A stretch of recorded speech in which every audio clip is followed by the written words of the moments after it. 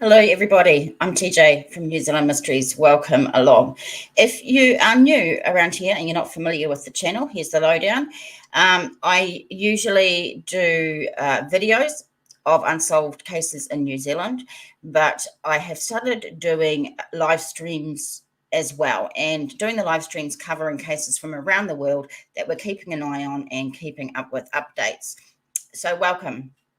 Please give us a like. For the video, that would be cool. And if you like the content, you can subscribe to the channel. That would be awesome. So I usually do my live streams in the middle of the day for us New Zealanders. It does at 6:35 p.m. here in New Zealand.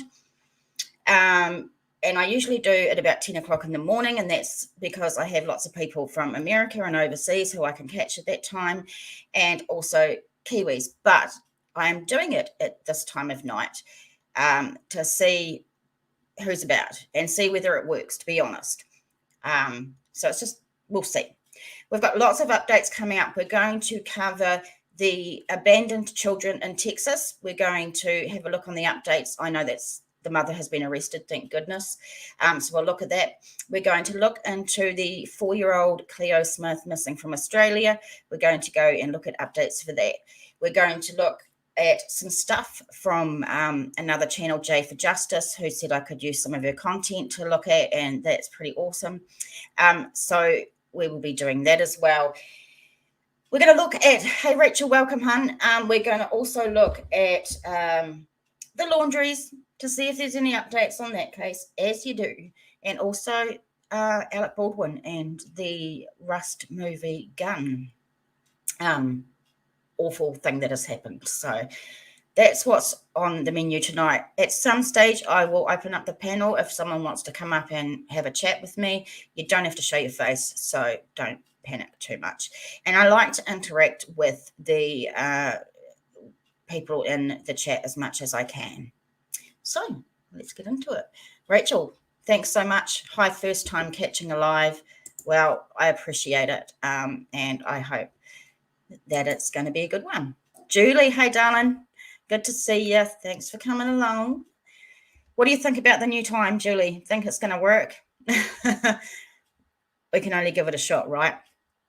Okay, so we are going to start with these abandoned kids in Houston, Texas. It is a tragic story, and we have been covering this, and we have been keeping an eye on things. Now, my last live stream, we heard that they had taken the mother in for questioning and that no charges were laid. And I was having a bit of a fit, to be honest, about this because what? You know what? So let's read into everything and see what we can find out. So this is edition.cnn.com.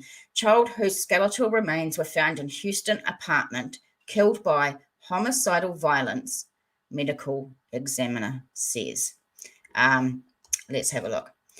The cause of death of the child, whose body was found abandoned in an apartment in Houston, has been ruled homicidal violence with multiple blunt force injuries, according to the Harris County Institute of Forensic Sciences.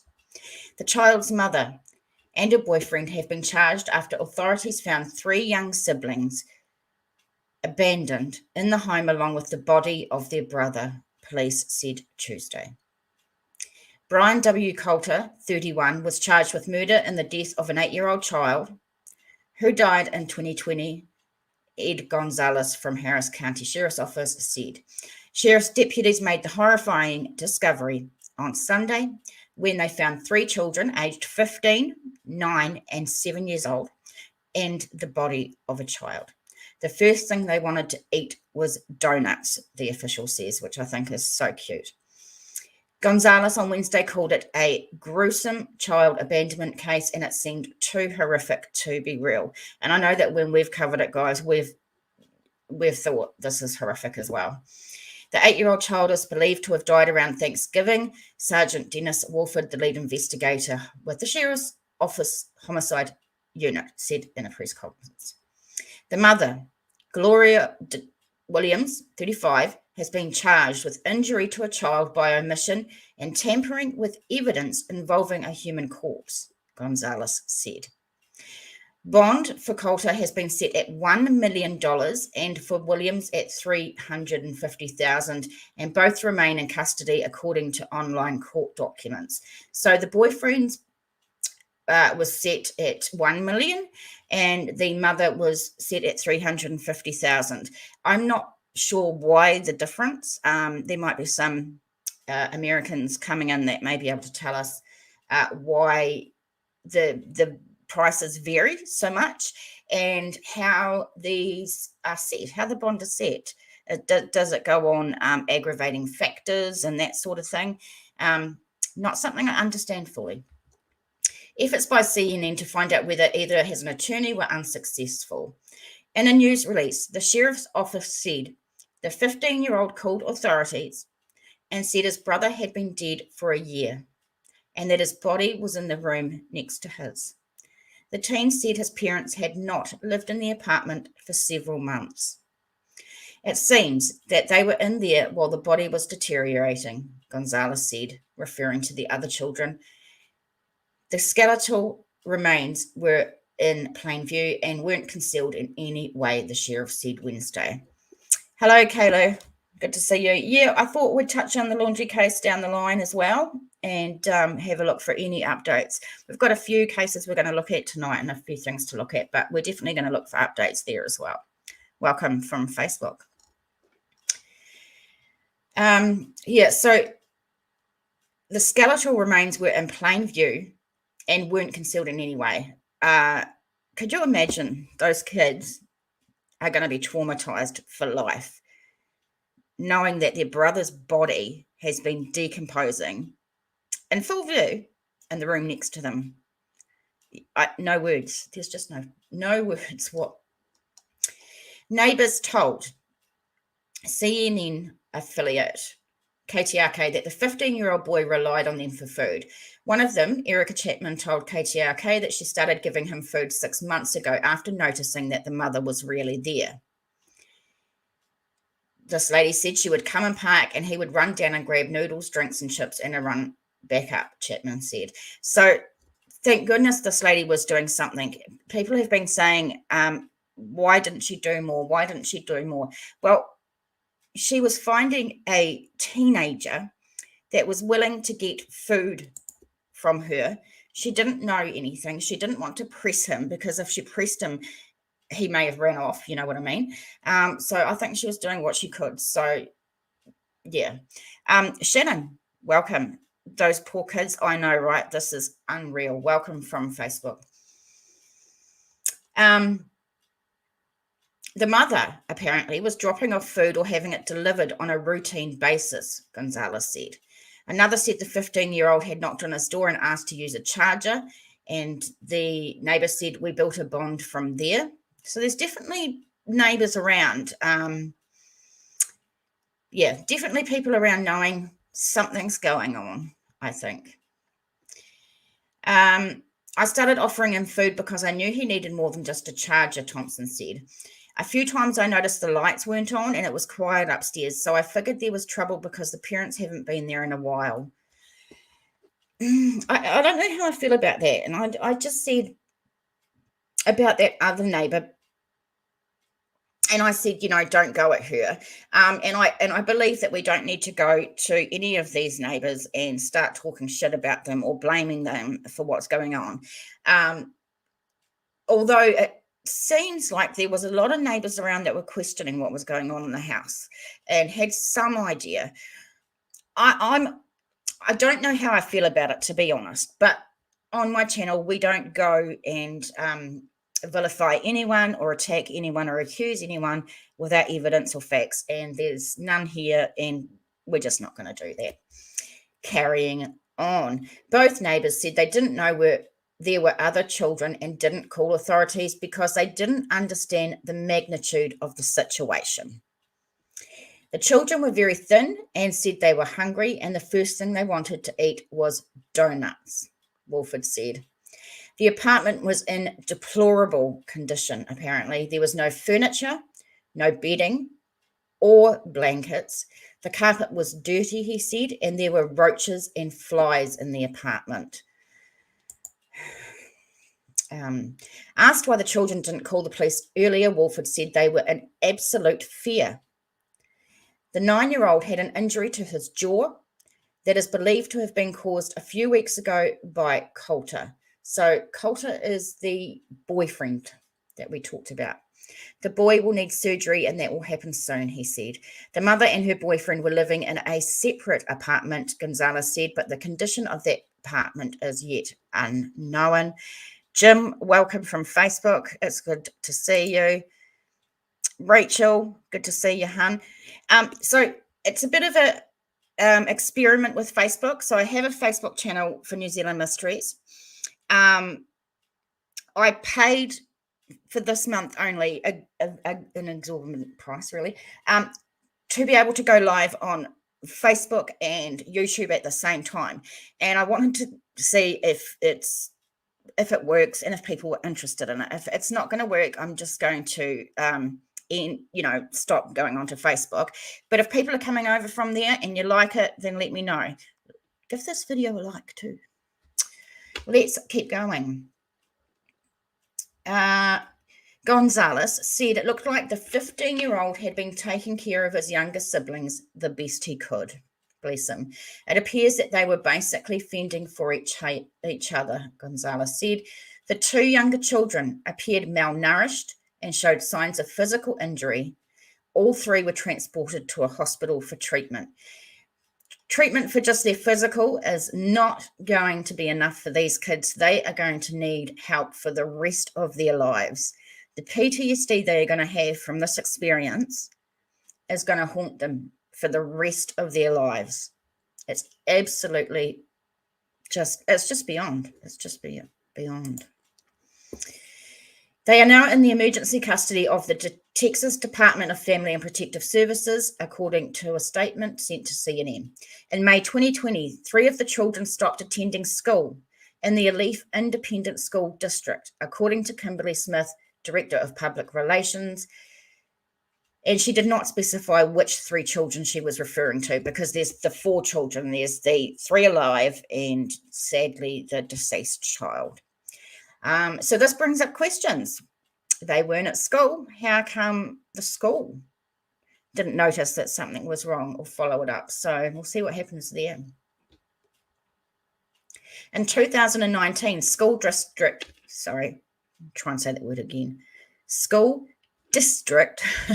officials began a truancy investigation into the mother for one of the children's lack of attendance, but the case was dismissed at the end of 2019-2020 school year by the DA's office. Interesting. The children did not attend school during the 2020 to 2021 nor 2021 to 2022 school years. In September 2020, school personnel attempted a home visit in an effort to return the children to school, which went unanswered. The Harris County Attorney's Office said it plans to get to the bottom of what these children have endured. Our specialised prosecutors continue to work with the sheriff's deputies as this horror is thoroughly investigated. Wow. What do you say about that? What is there to say about that? It's just beyond comprehension, you know what I mean? Like, you just can't believe that the story is actually real, that someone would put children through this. I think there's going to be a lot of questions about the school. It says that they started an investigation into truancy, but it was dropped. Why was it dropped? They went to the house, apparently, once, it says. Didn't get an answer. So what? They just said, oh, bugger it then, we're not going back. What? What? Just doesn't make sense to me. Doesn't make sense to me. So what are your thoughts on this? Judy says, no words. A lot of people let these children down. They really did. They really did. For this to happen, it had to be a lot of people letting these kids down. And like I say, these poor babies are going to have to deal with this for the rest of their lives. Jim Alston says, sounds like a cover-up. What makes you say that, Jim? Please tell me what makes you think that there may be a cover-up going on. Rachel, that's wrong in so many ways. Yeah, it is wrong in so many ways. You know, in the live we did yesterday, and we read some articles yesterday, it said that neighbours had complained to the landlord about the smell in the house, and that was never followed up or followed through. That must have stunk. The decomposition must have stunk. It must have been so disgusting. I've never smelt a dead body, thank goodness, but, you know, from what the people say, it's pretty disgusting. And people did smell it. They smelt it. That's just wrong. So I want to give you a bit of laugh anyway and tell you about my day today. So I was supposed to have some tattoo work done today, but my tattooist got the day wrong, so it's actually going to be tomorrow, which I thought that's cool because there is a work event that I wanted to go to and catch up with some colleagues and stuff today, and I thought, perfect, means I get to go to there. First, I thought, right, I'm going to go and get a haircut. I'm going to go and see my kids. They're adults, and I go visit them. They live in a house together, two of them. And then I'd go from there to the work event. So first, I went and got the haircut. And I'm not going to blame the haircutterist. What are they? Hairdressers. I'm not going to blame the hairdresser. It is a fact that I was born with dumb hair. I was born with a lot of dumb shit, and my hair was one of them. So I had sticky yardy bits, and it. But once it's cut off, what can you do? You know. So that's cool. Go over to my kids' house and catching up with them and hanging out.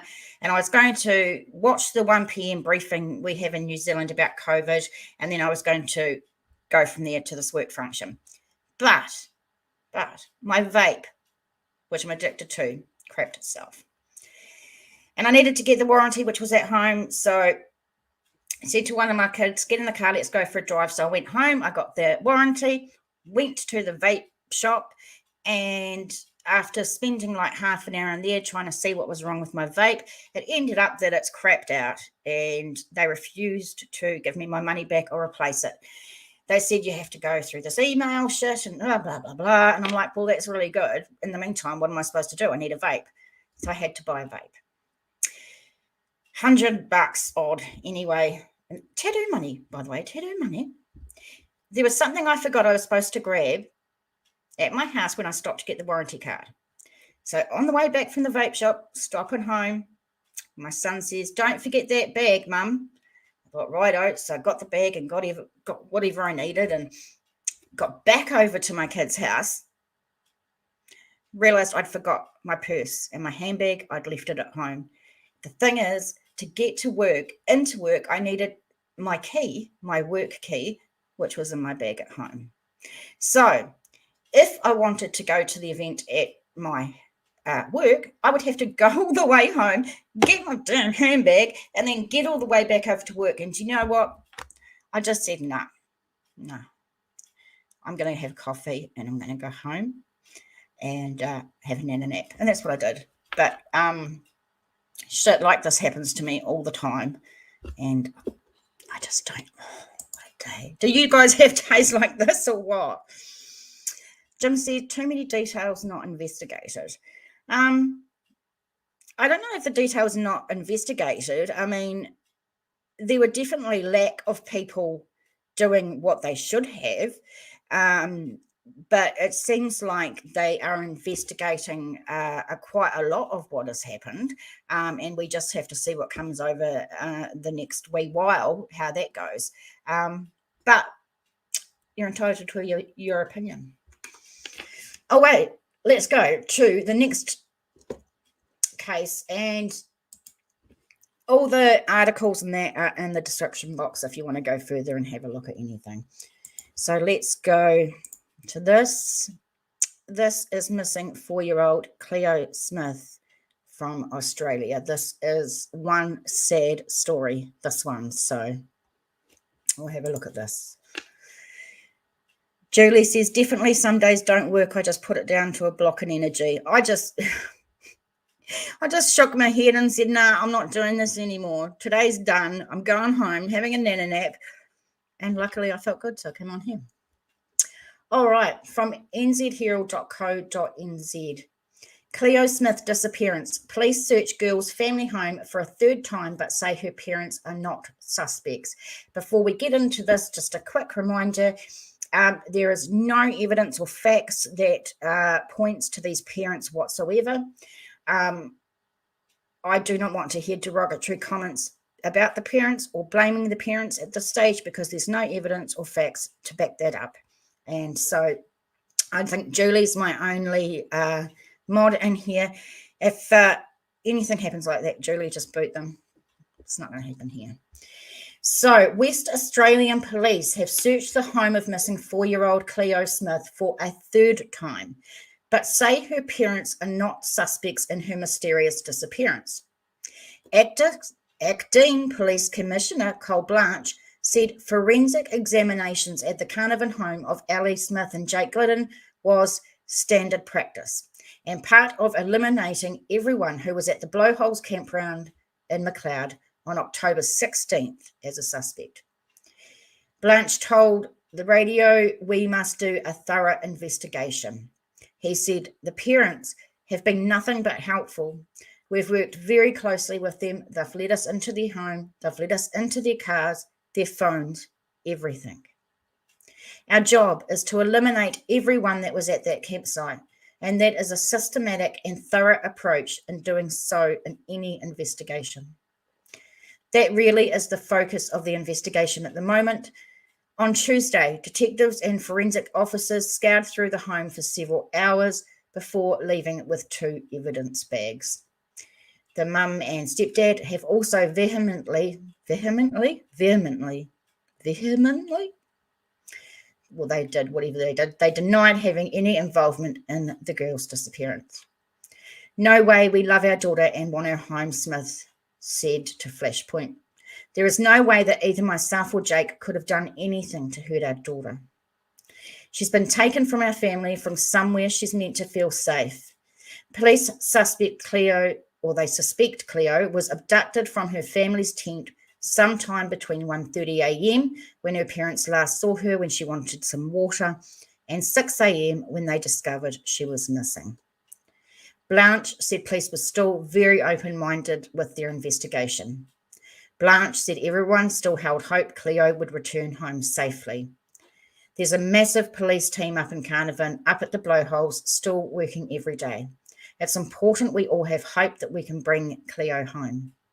The team are focused on finding Cleo, getting the evidence and doing the best we can to solve this, and that's really our priority.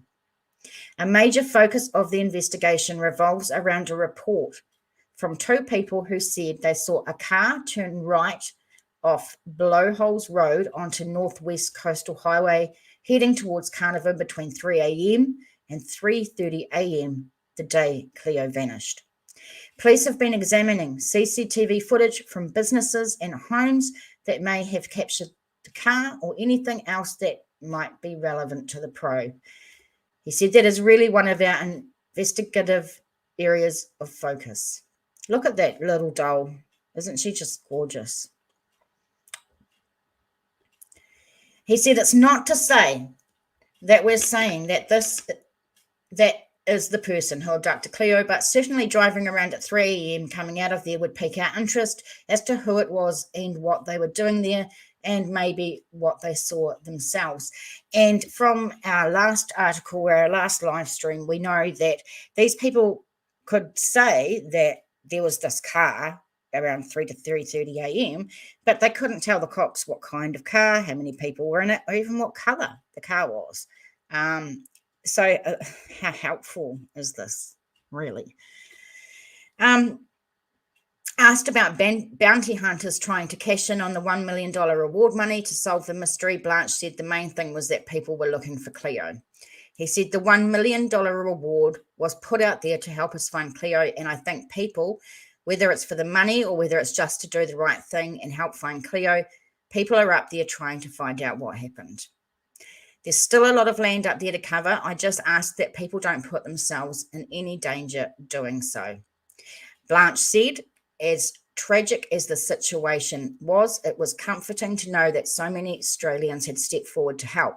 Smith said she'd been overwhelmed by the generosity of people who had donated to a GoFundMe page, excuse me, guys, set up to help bring her daughter home.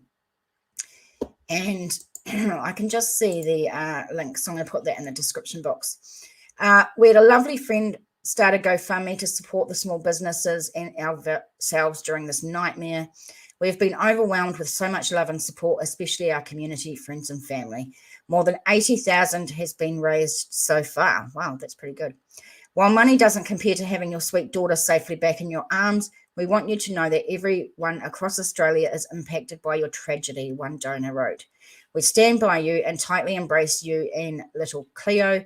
We pray every day she is returned immediately and safe to you. Wow.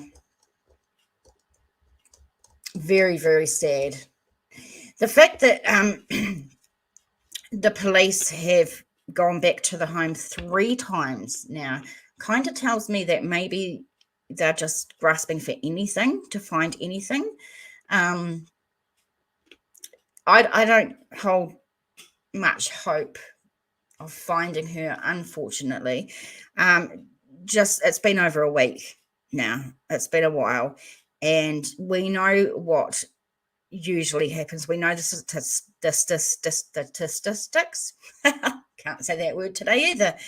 We know what statistics say about young children being abducted and how long they stay alive for. It's not nice to think about, but that's the way it is. So, quick, have a look at the fundraiser. It's 83,760 Australian dollars. And they only had a goal of 5,000. How awesome is that? I mean, look here. This hotel paid $2,000. That's just amazing. Some people are just awesome. Just fucking awesome. So I'll put that in the description box below when I get a chance. So if you feel like donating to these guys, then you can do that. I do have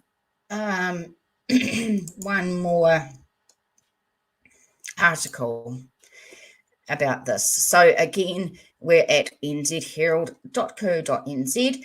Criminologist says police would have been looking for signs of a struggle in Cleo Smith's home. And we might try and watch this video. Just give us a look. Everybody knows if you've been here before, I'm not that tech great, and also my computer's shit. So sometimes when I try and play stuff, it doesn't work. But we'll have a go anyway. So, and have a look at this.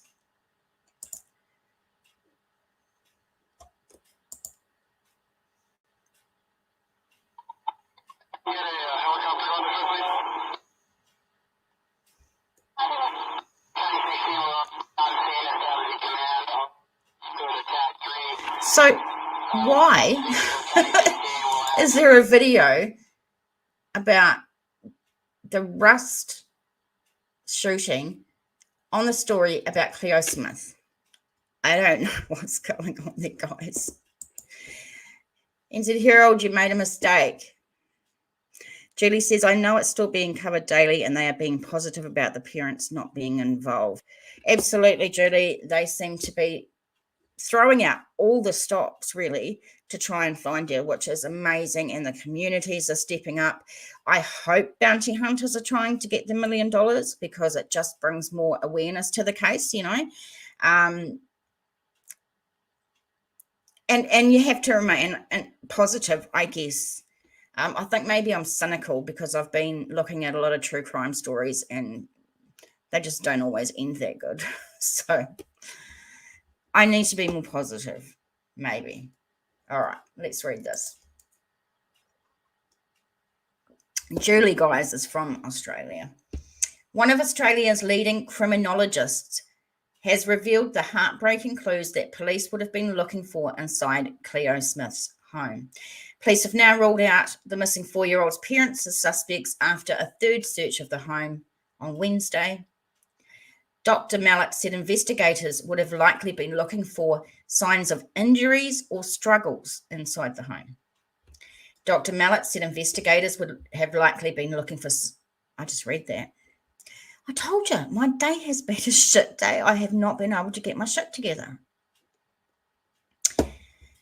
Said it's just to rule out any kind of potential issues that may have happened at home, but certainly the family have been ruled out as suspects at this time. That was stated yesterday, so really they are covering their bases to make sure they have all the information going forward. You would have to look at the family that would be a part of the investigation, sadly, along with all of the avenues that they will be investigating. They need to make sure that they collect the evidence that may be available at the beginning so it's not lost. So I'd certainly expect them to search that family property as part of any routine investigation. It has now been 13 days since Cleo vanished, which Mallet says was a really long time in a missing child investigation. That sure is. Obviously, she could be anywhere in the country had she been abducted. It is a significant worry, and every day that passes, obviously getting more concerned for her safety. It comes as the Australian Federal Police now have joined the search for Cleo. Prime Minister Scott Morrison revealed the agency's involvement in the suspected abduction case on Tuesday, saying he hoped that AFP's very advanced capabilities would help the investigation. I'm very pleased to say that they're helping in every way they possibly can through their intelligence capabilities, their technology, and their forensic abilities, he said. I just hope we can find Cleo. I think the whole nation is just waiting and hoping and praying. And not exactly just the whole nation, the whole world, guys.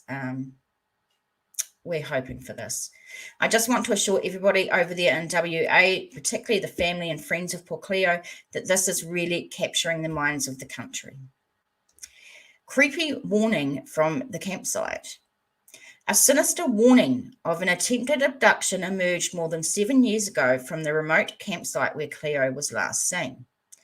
The social media post on a local Carnarvon chat page raised concerns about a child being approached by a man at the Blowholes campsite.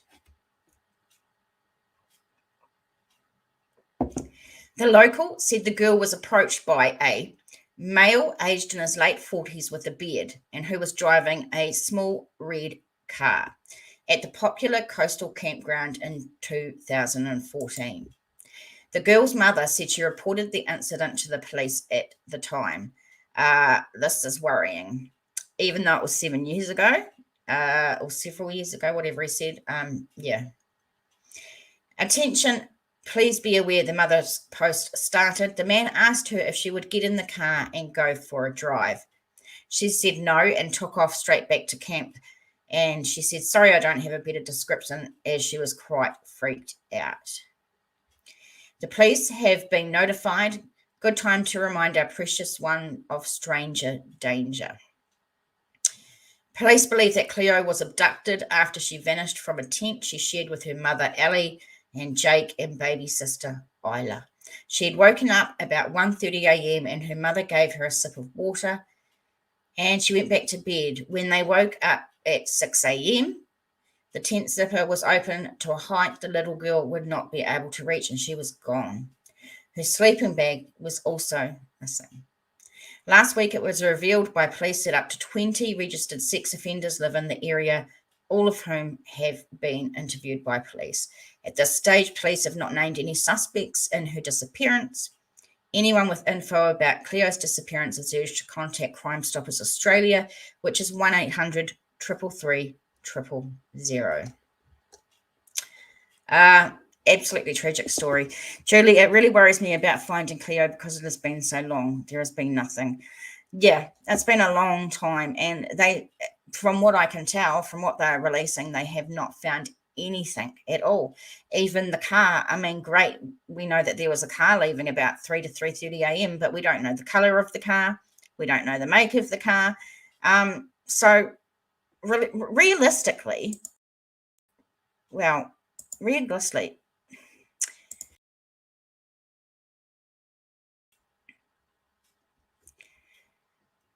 I just booted myself from my stream. It's going to be a fun night, guys.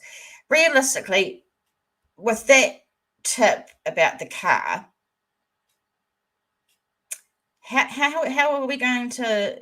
How is anyone going to help or know what to look for? It seems like a waste of time of a tip. I hope it's not. I don't know. It's really, really tough. What do you guys have to say? Anything about this one?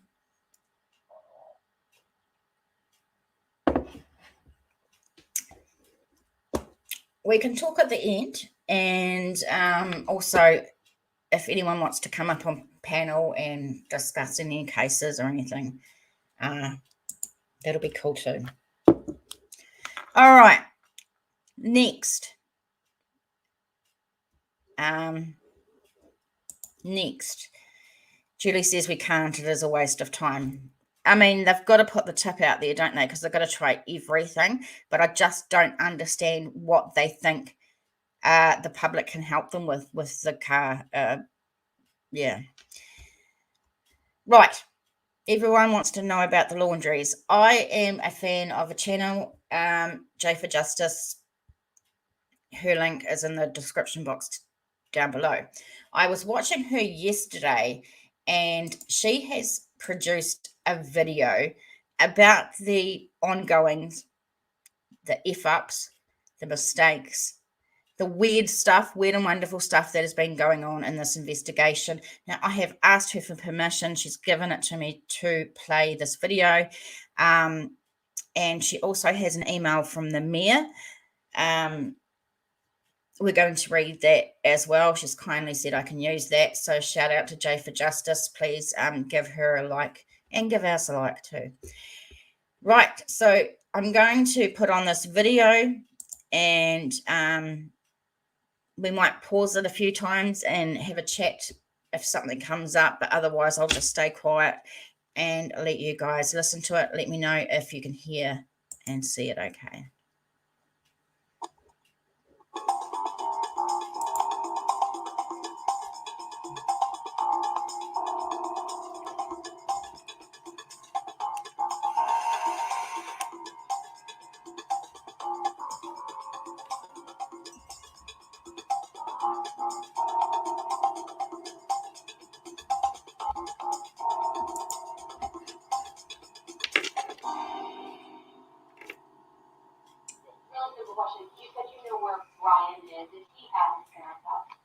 All I'm going to say is I know where Brian's at. Welcome to J is for Justice podcast. If live breaking news and following true crime is your thing, then please consider subscribing to my channel. And if you like what you see in my videos, please consider giving them a thumbs up.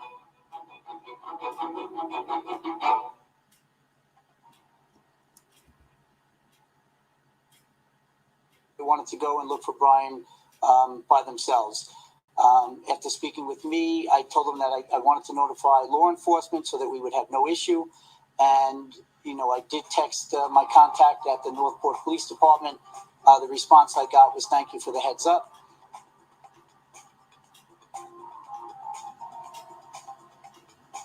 Right. Well, we know late last night the family for the first time interacted with our officers, telling us that now they have not seen Brian since Tuesday. Acting on that information, we're currently looking at what they say is his last known whereabouts. No, they did not. What I can tell you is that Brian was very upset when he left, and Chris conveyed to me several times that, he wished he didn't let him go, but he couldn't stop him. Since September 13th, it's been a long haul. He wanted to walk out the door. He was entitled to walk out the door. What is our hope at this point in time? It sounds like you have officers on the ground right now. What is going on at that location? We're just doing a search for him. Right. Trying to see if he's out there. If we can get a scent. If we can locate him anywhere. And the family, certainly, if anybody has seen him out in that area potentially or anywhere in the last 4 days, we'd certainly like to hear from you. Brian was not going to speak with us. He would not speak with us. So knowing that, we weren't dedicating a whole lot of resources to following around someone who is not wanted on a crime. Our focus was finding Gabby. So that's what we've been doing. And we have to keep that in mind, that while we're looking for Brian, obviously, who might have some answers in this case, our focus is trying to find her.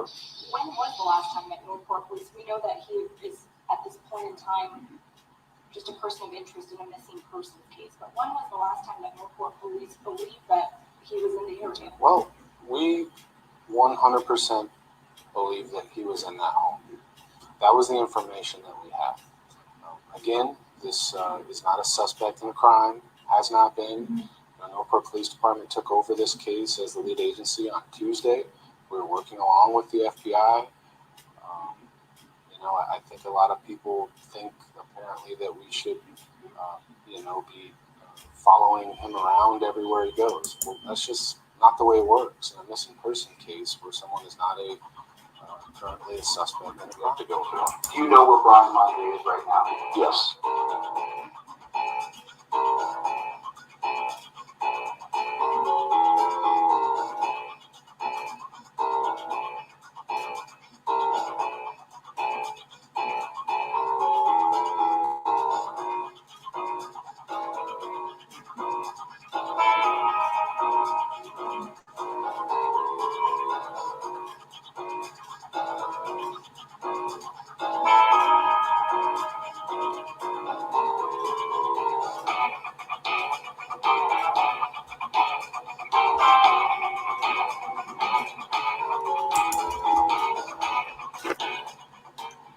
Their focus with their attorney on the phone was information to us to help us locate their son. Let me tell you something else, Ashley, before you interrupt me again. I did not call anybody on Friday. The Northport Police Department. This video is so awesome, and Bertolino, the attorney for the Laundries, when I watched him in this interview with Banfield, I actually saw a vein like on his forehead, and I thought that he was going to go so red and get so angry that his head was going to blow up. It's really clear to see, I think, in my opinion, when you watch it, that he is out of his depth. He is a real estate attorney, not a criminal attorney. And I don't know why he's come out to give interviews to all these stations. I think he wants his 15 minutes of fame, in my opinion. He should have helped them. He's a family friend. He should have helped them get a criminal attorney. We'll keep going. I don't know. Will we will? I don't think we're going to get much more news from the Brian and Gabby case. Don't know, but we'll keep looking. But welcome. Please hit that like button, guys. It really helps the algorithm find us and more people find us as well. Remember, this is a bit of an experiment, doing it at this time. If it doesn't work, then I'm going to keep doing it at the other time. So anyway, let's keep going. Along with nearby agencies and the FBI, are out currently looking on the Carlton Reserve here in Sarasota County. It's about 25,000 acres to our north.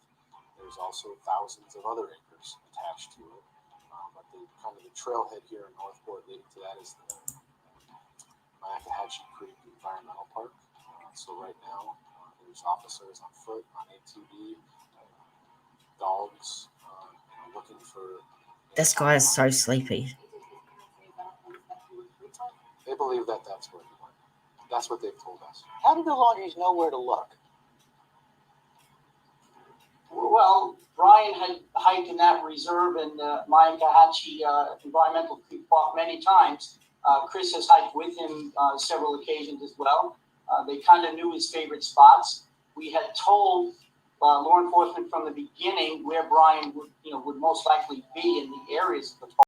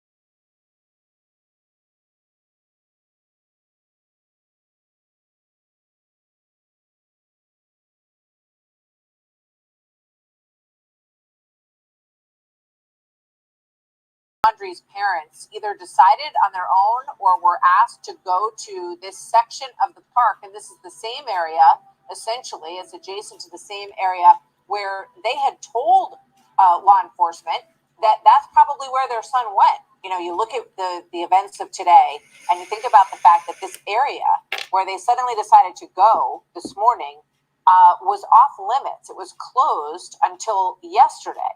So that would indicate that at some point they're thinking, you know, okay, well, we've looked, we've searched, this search is over in this area. And then lo and behold, 24 hours later, they find this body and these items and the parents go there to that spot. Mark, does that strike you as odd? Exactly. You don't just find something because it happens to be there. You got to look hard. I know they're doing their best. I'm going out there. So he left in the Mustang and no one knew that he left in the Mustang. That's correct.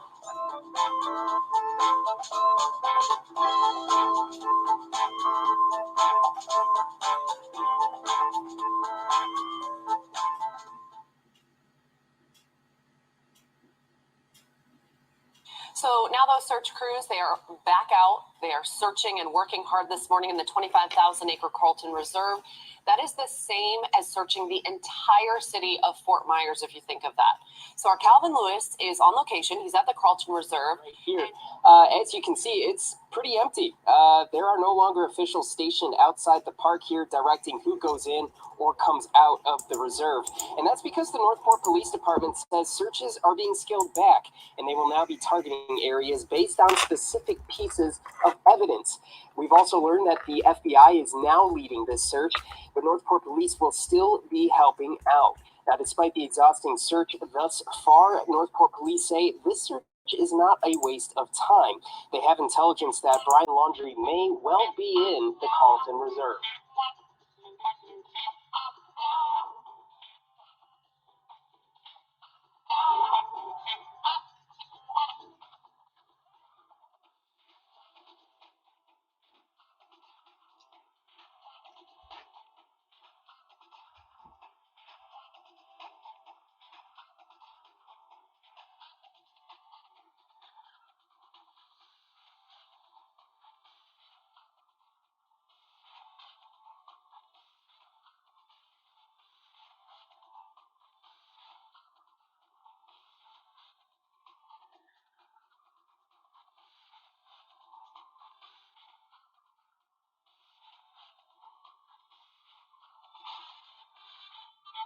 We're not wasting our time out here. We are doing our due diligence to find Brian in an area that intelligence had led us that he could possibly be in. Now, crews are focusing on the reserve because it's where he went hiking before they reported him missing. Now, drones, bloodhounds, swamp buggies, and dive teams have all been brought in to help cover the more than 25,000 acres of swampy terrain. Now, search crews, as we have been mentioning all morning long, were out here during the weekend. Just a reminder that this has come from Jay for Justice. I think she's done an amazing job. So I've put her links in the chat. They're also below. If you go over there and ever see her on live, tell her that TJ from New Zealand Mysteries sent you. I just wanted to point out something actually quite funny, and I've just missed it. But if you can see on Jay for Justice's chat, I just gave her a super chat, which I just thought was funny because that's how I roll. Nothing has yet been found within the reserve.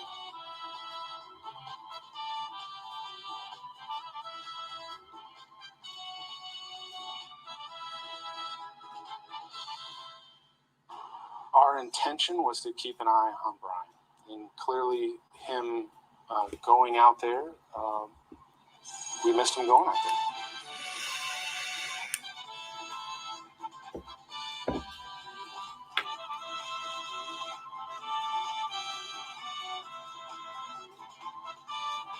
We missed him going out there. So he left in the Mustang and no one knew that he left in the Mustang. That's correct.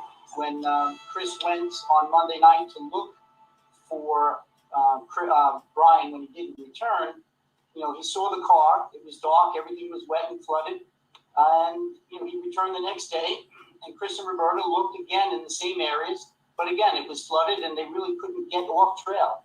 So, you know, how and when Brian wound up in that area, maybe he walked in the trail and then circled back someday. I don't have the answer to that. As far as having the Laundries know where to look on Thursday, that was just starting at the beginning and working their way into the trail. And as everybody knows, Brian's remains and the personal items were located, somewhat in close proximity to the entrance to the park.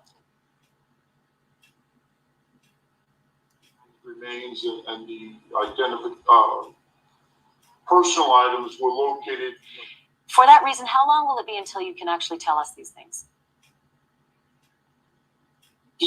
As I said, there are some unanswered questions. There are some issues that need to be resolved. There are, charges out there still in Wyoming. There are certain things that I even discussed with the FBI today with respect to Chris and Roberta that still have to be resolved. I heard you speak on Chris Cuomo's program the other day, suggesting that you, in fact, were the person to call the FBI and notify them the next day after he didn't return, which would be Tuesday, correct? So it is correct that I notified the FBI, and you'll have to forgive me because the days were blending together, and I spoke to the FBI just today on that issue again. And, the FBI confirmed it is well documented on their side that it was Thursday. And, I was reminded that I specifically said, Brian didn't come home tonight. Would you come home, having all the press and everything else going on out there? The confusion initially was Chris and Roberta were telling me it was Tuesday, and Tuesday night Chris went out to look for him. It was Wednesday that Chris and Roberta went to look and hiked a little bit in the preserve, and it was Thursday that they retrieved the car.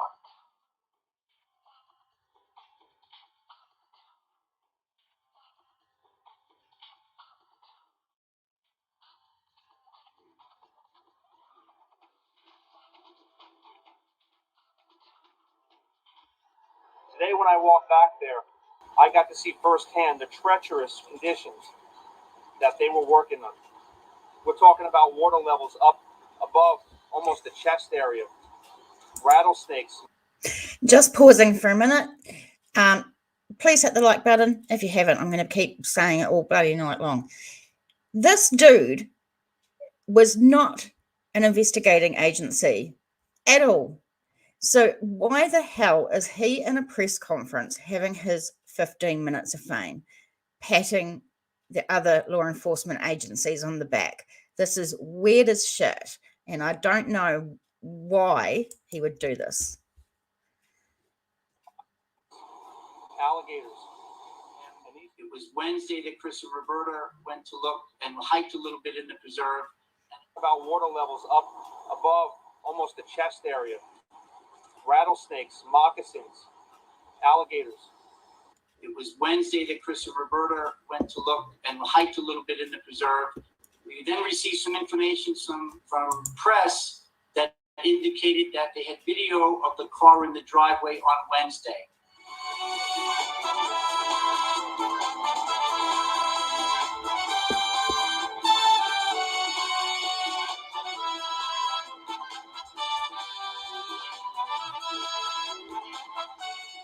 So we have to go back with Chris and Roberta step by. Sorry, I'm just going to pause. Julie said, who is he? Who do you mean? Do you mean this guy? Because this is Stephen Bertolino, the Laundrie family attorney. Now, he has been the friend of the family for 25 years. He watched Cassie and Brian grow up, and he has been helping them in with regards to this case. But he is based in New York. They're in Florida, and he's a real estate attorney.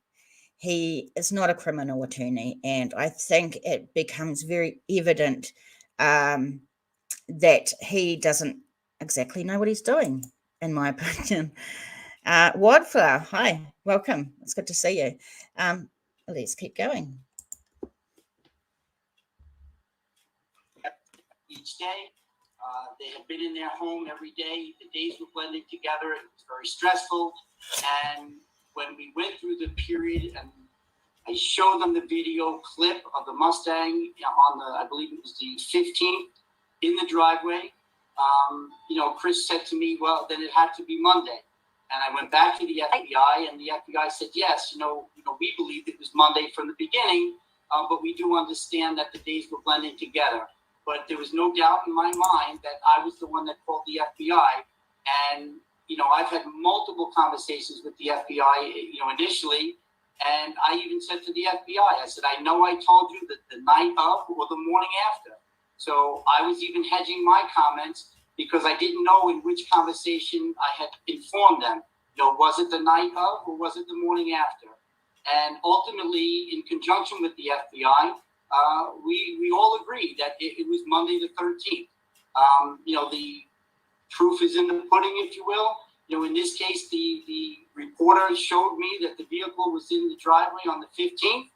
The FBI was, saying from the beginning of our conversations with them that it was the 13th. So when we put the sequence of events together, it was the 13th, 14th, and 15th. And our Brian Enton asked Josh Taylor of the Northport Police about all of this timeline, and specifically your contention that you notified the FBI that Brian was missing the day after he didn't come home. And I'm just going to ask our control room to play what the Northport Police said today about that to Brian Enton. It was Josh on Brian being reported missing. It's not a flattering depiction of you, and they're flat out saying it's not true. So let me just play this moment for you. I'm going to get you to comment on the other side. Mr. Bertolino says that he called and reported Brian missing sooner than Friday, and that it was just the official report filed on Friday. Is that true? I can tell you that the Northport Police Department, that when we got the call on Friday that he was being reported missing, was news to us. I was in the room myself. It was a very surprising moment. I can say that with 100% certainty. Really, their credibility was, what's going on there. If I'm understanding him correctly, he says that he may have said something to someone in the FBI. I don't know. I don't know if that's true. What I know is that none of our actions and what we said show that that's a possibility at all. What I just heard, if you listen closely, is that the Northport police gentleman, Josh Taylor, I believe. I don't want to get his name wrong. Is it Mr. Taylor? Correct. Okay. So what Mr. Taylor just said was that I purportedly reported it to the FBI. He doesn't know. And therein is your answer. He does not know. I can tell you that the FBI does not have a problem with this.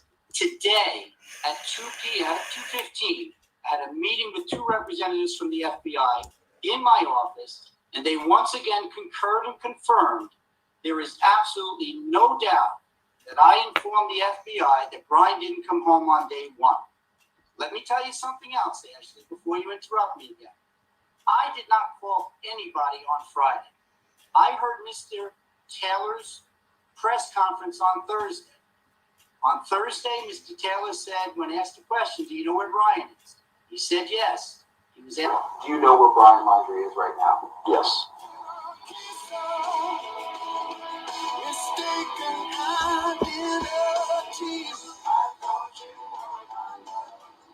Asked the question a little bit later, that same presser, do you know exactly where he is? He said yes.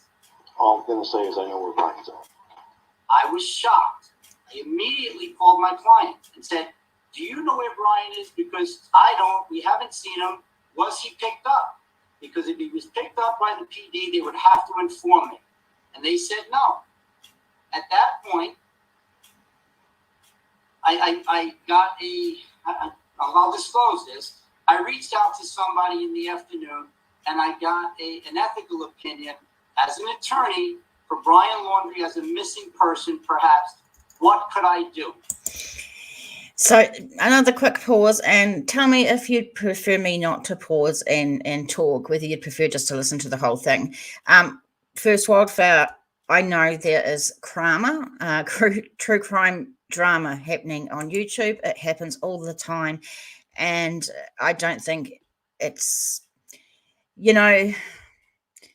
I wonder, people outside already view social media and YouTubers as bad influences on cases, and then you get drama and crama on true crime on YouTube, and you think, well, that's not going to help. That's why people see us as stupid.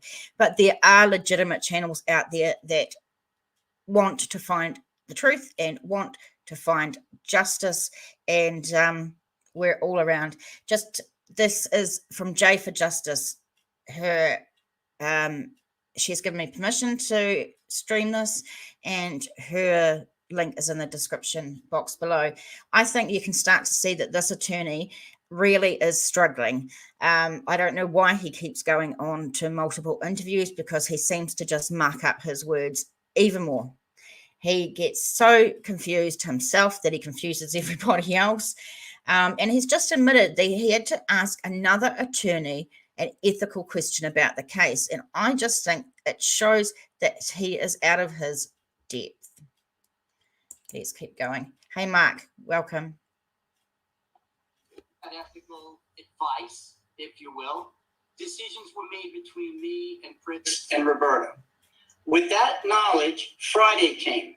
Friday evening, somewhere around 4:45, I received a call from the FBI. Let me be perfectly clear, unequivocally. I received a call from the FBI. I did not. Jay makes a little mistake there with the time, but screen in my truck. We'll let her have that. I told my daughter she needed to leave the truck. The FBI said to me, we got a tip that Brian was seen in Tampa. And I said, that's wonderful, because as you know, we haven't seen him all week. We told you he was missing. And the FBI agent said, yes, we know that, but we want to come to the house to see if he's there. And I said, well, who gave you the tip? Who said this? Because I thought it was a ruse for the FBI to get into the house, was my belief. I then said to my daughter that I need to take care of this, and I told the FBI that I needed to take care of something with my daughter. We agreed on a time for 6:15. At 6:15, the FBI came to the Laundrie residence on the 17th. They came inside. We had discussions. I was here in New York, and on FaceTime with them, we agreed that the best course of action and the formal procedural course of action would be to file a missing persons report so that Brian could be located officially, so that they could put the resources into locating him. Somewhere along the line, perhaps someone from the Laundrie family household, and it wasn't Chris and Roberta, must have got the paperwork, called it in, got some kind of case number. Whatever they did, I don't know. But that's how it played out. And the FBI... Was that Cassie? Excuse me? Was that Cassie who did that? Cassie was not in the household at all. There was Chris, Roberta, there was a representative, there was two representatives, I believe, from Northport PD. There was a representative from the FBI and myself on FaceTime. For 2.5 hours, we gave the FBI all the information we had with respect to Brian. The FBI has never had an issue with this. And if you listen closely to that clip that you just played, you will hear Josh Taylor say, Mr. Bertolino or the attorney may have told the FBI, I don't know. And here's the issue. On Tuesday, Wednesday, and Thursday, are you confused nobody from the FBI called me and said, have you seen Brian? On Tuesday, Wednesday, and Thursday, I did not reach out to the FBI.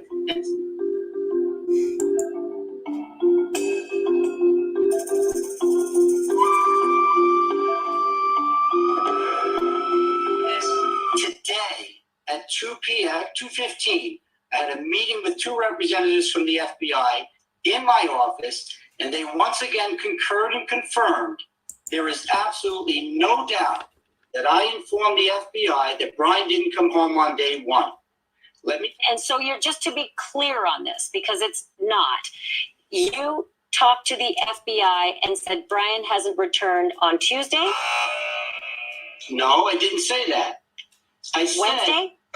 No, I didn't say that. The sound effects are great. I said on Monday when I reported to the FBI that Brian didn't return home, the next hold it. Monday, he went on the walk. That's correct. And he never returned And you're home. saying Monday night? You made a reference to him not returning home, or was it the next day you told the FBI? What I said to you was that I had multiple conversations with the FBI during, Monday and Tuesday, Sunday, Monday, and Tuesday.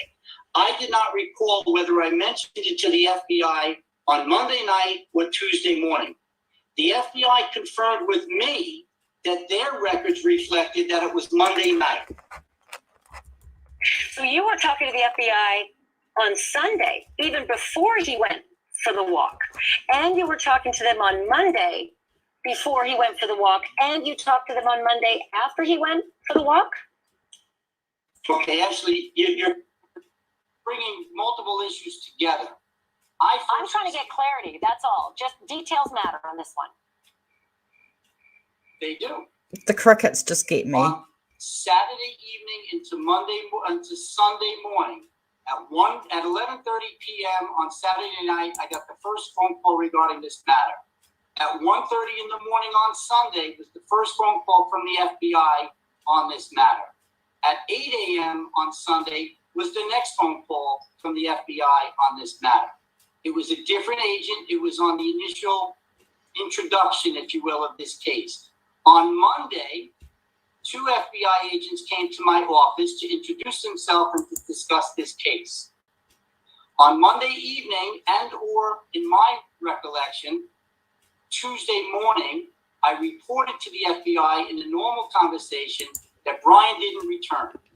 Upon going back and forth with the FBI on the actual conversation in which that was reported, the FBI confirmed that it was Monday the 13th, that their records reflect that I told them. Are you all confused? He confuses me. He confuses himself. This guy is just going round and round in circles. I just don't even know where to start with this guy. But Jay's done an amazing thing with this video, and some of the things that she says, notations and sounds, really interesting. I think she did a good job. Mark says, it smells like a dead animal in the bush. It can be smelled for a mile, so I don't know how they could have disguised it. Right. Will says, I'm sick of Mr. Bertolino. I think everyone's sick of Bertolino, but I'm trying to show people the confusion in this case and the things that went wrong in this case, and that have made it so much worse than, I don't know.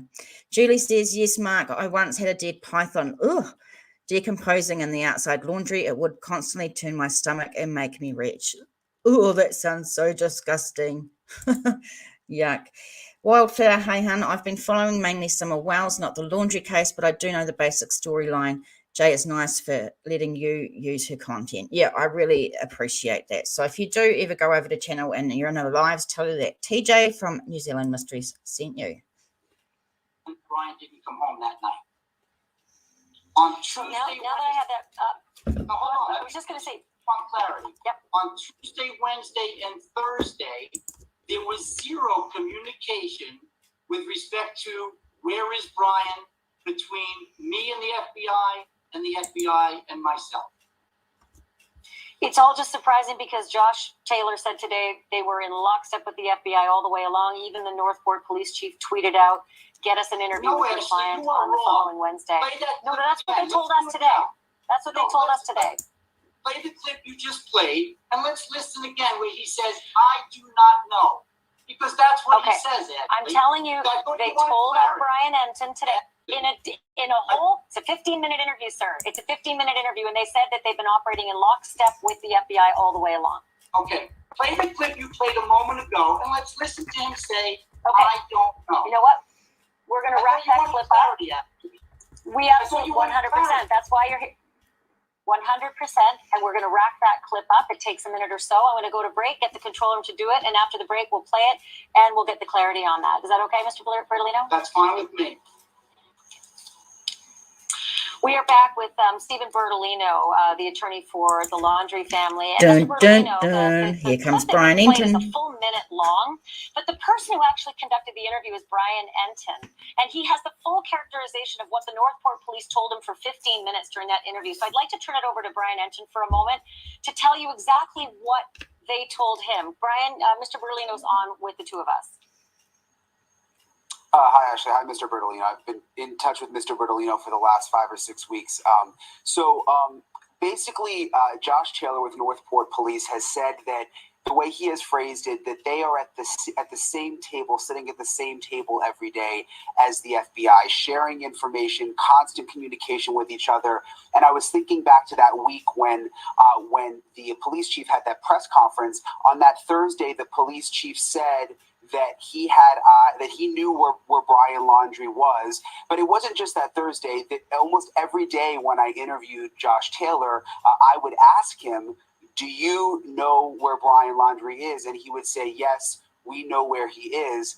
So I was just listening to your conversation between the two of you, and it's just those interviews we did, and not just us, but many outlets were doing them with the police. They were on TV every night, and it's just hard to imagine that the FBI was also watching this and had this information from Mr. Bertolino, but wasn't sharing it with Northport PD.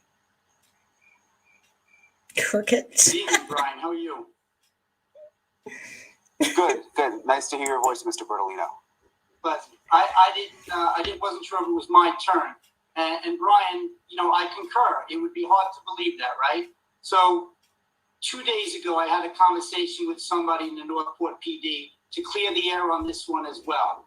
And I offered to put myself on speaker so that brass could hear it, so that the upper echelons could hear it, that I wasn't trying to put the Northport PD under the bus when I brought this up.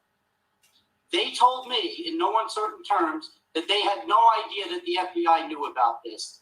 They were completely shocked on Friday to learn that Brian wasn't in the house. So, Brian, everything you say makes sense. Absolutely everything you say makes sense. But I will tell you, it is not my responsibility to communicate between the FBI and Northport PD. I can tell you once again, as sure as I'm sitting here talking on this screen, the FBI confirmed in my office again today at 2:15, this is a non-issue for them. They have it documented that Brian was reported missing by me to them on Monday evening. My recollection was it was either Monday evening conversation or a Tuesday morning conversation, but I know that I reported it on day one. That being said, Ashley, you told me you would replay that clip. What you chose to do was bring Brian Enton in. I would ask you respectfully, let's play the clip. Let's hear, not from Brian. He's so rude. From Josh Taylor once again. I can spare the minute. Let's play it. Well, we've had 40 with you, but the control room is about to play it. So control room, fire away. Let's roll. I don't know. Let's listen to Mr. Bertolino says that he called and reported Brian missing sooner than Friday, and that it was just the official report filed on Friday. Is that true? I can tell you that the Northport Police Department, that when we got the call on Friday that he was being reported missing, was news to us. I was in the room myself. It was a very... Okay, quick break. Mark says Cleo's parents are best mates with a family friend, so even though I don't know them personally, I know of them, and they are not kind of people who do something like that. I don't know if you've been around the whole live, Mark, because we did cover that case, but I said definitely no one in here will talk about the parents being to blame whatsoever, because we're not going to condone that. There is no evidence or facts to suggest that they were involved in any way. So definitely not going to do that. Wildfowl, he is rude, right? He's telling this chick what to do on her own show. I love how she just cut him off before, though. Mark said, it is weird, however, that opening the tent zip did not wake anyone up. I don't know. I think you can, if you do it slow enough, you can do it quietly. Everyone was sound asleep. We don't know what sort of sleepers they were, if they were heavy sleepers. Obviously, it seems that she didn't cry out at all, because surely they would have. what does Brian Enton actually do? He is a reporter from Florida, and he covered this case extensively. He actually camped outside the parents of Brian Laundrie's home, the parents, for weeks on end, every single day. Julie says that's understandable. It's an extension of closeness, been through similar love and light to Mark Watson. That's really nice, Julie. Wildflower must be a lawyer thing. I don't know. What, the rudeness or the forgetting of details? Take your bloody pick, right? All right, guys, let's keep going. Surprising moment. I can say that with 100% certainty. Whatever he may have said in passing, this is a situation where we're trying to, they were uncooperative on Saturday, not revealing any details. We got a missing young lady. Really, their credibility was, what's going on there. If I'm understanding him correctly, he says that he may have said something to someone in the FBI. I don't know. I don't know if that's true. What I know is that none of our actions and what we've said show that that's a possibility at all. Do you see what they said? Nothing that they say says that it's a possibility at all. I mean, did you hear that last line, Mr. Bertolino? Nothing that we've seen says that's a possibility at all. What he said was he may have said it in passing, and then he said, I don't know. That's what he said, Ashley. I'll take No, he said it's not a possibility at all. No, he didn't say that. Not with Brian Enton, did he say? Yeah, I think we should get Brian Enton, and he conducted the interview. He sent us the tape. We've now played it twice. Go ahead, Brian.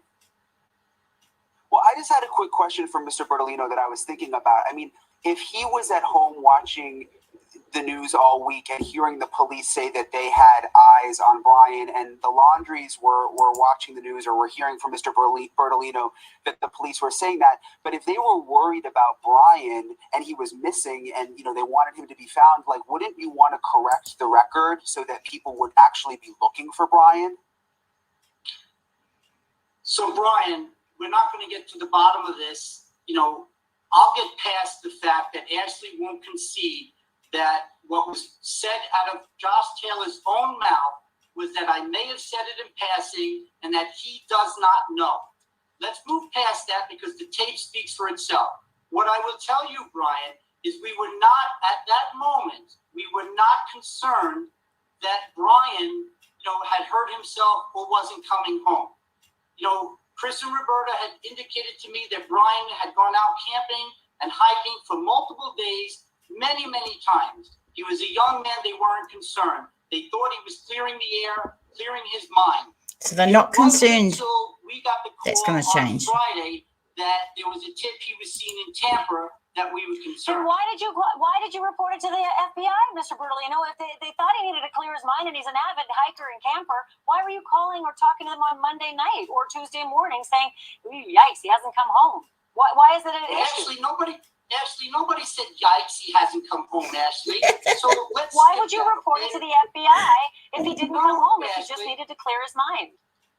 Lose the word report. I was having conversations with the FBI a couple of times a day on those few days. What I said to you was, in my conversation with the FBI, either Monday night or Tuesday morning, I mentioned to the FBI that, by the way, Brian didn't come home. As part of that conversation, I was reminded today from the FBI. He said, yes, I remember distinctly because you said to me, would you come home with all those press in front of your house? Contacted the FBI specifically. If I can, I want to keep you over the break. I'm losing commercial breaks, and it's a machine I can't stop. But I do want to ask you after the break about the Northport police saying that they lost him, that they just screwed up and they didn't see him leave to the reserve, which ended up with a dead man in the reserve. I want to get your reaction to that. We're back with Stephen P. Bertolino and Brian Enton after the break. All right, Mr. Bertolino, quick question. The police said that they lost your client. There was surveillance on him, and when he went off to the reserve, they didn't even notice the Mustang leaving. Does that mean that Brian Laundrie is dead because the police lost him, or is Brian Laundrie dead because Brian Laundrie did it to himself? you can't blame the police. You can't blame the FBI. You can't blame the parents. I've had people blaming me for the last couple of weeks and specifically the last couple of days. Bottom line is we don't know the manner or cause of death of Brian. We can surmise, but let's take an hypothetical and say that Brian did, take his own life. If that's the case, that's on Brian. It's not on the parents. It's not on the FBI. It's not on the police. It's not on me. And I think we need to wait and find out exactly what happened. The parents don't blame the police. You shouldn't blame the police. And that's just wrong. Back with Mr. Bertolino, the Laundrie's lawyer. Stephen, there's a critical question here. I have 2 minutes left until the end of the show, but I must get you on the record on this. You told me at the beginning of the show that you spoke with the Laundrie family together on the 12th and the 13th of September. That's Sunday and Monday, and he went for his walk on the Monday. But if you spoke with all three of them together, there is no privilege. And you know that as a lawyer. So what did Brian say about what happened to Gabby Petito on that Sunday and that Monday before he left for the swamp? Okay, so Ashley, if you heard what I said, I had multiple conversations with the Laundries. I had private conversations with Chris, private conversations with Brian, and I had conversations with Chris and Roberta, and I had conversations with them together. I know these people. Some parts of the conversations when they were all together had nothing to do with attorney-client privilege. And when you were together, what did he tell you? Because there's no privilege when you're all together talking. And you did say on this program that you did have conversations both days with them all together as a family meeting. What did they tell you? Because that isn't privileged. I disagree. I think, you can represent multiple clients, as you know. You can get waivers of representation, as you know. No, you can't. You can't have that conversation in criminal proceedings, and that does mean that the privilege is waived. You can do it in real estate. And, gosh, will you come back on Monday? I have 22 seconds left until the black cutoff of this program happens. But I have not finished my conversation with you, Mr. Berlino. Would you come back Monday? I don't think that's possible. Someone else wants me on Monday. He's so popular. I'm calling you Monday, Mr. Berlino. Thank you for spending the hour with us. Have a good evening. Tonight, Northport police are admitting a mix-up between Brian Laundrie and his mother just days before his family reported him missing. This is Nights Out on Carolina Lee. And I'm Ryan Bass. I'm sure plenty of you were like, how does this happen? Well, the police spokesperson says the mother and son look very similar. They're kind of built similarly. No case is perfect.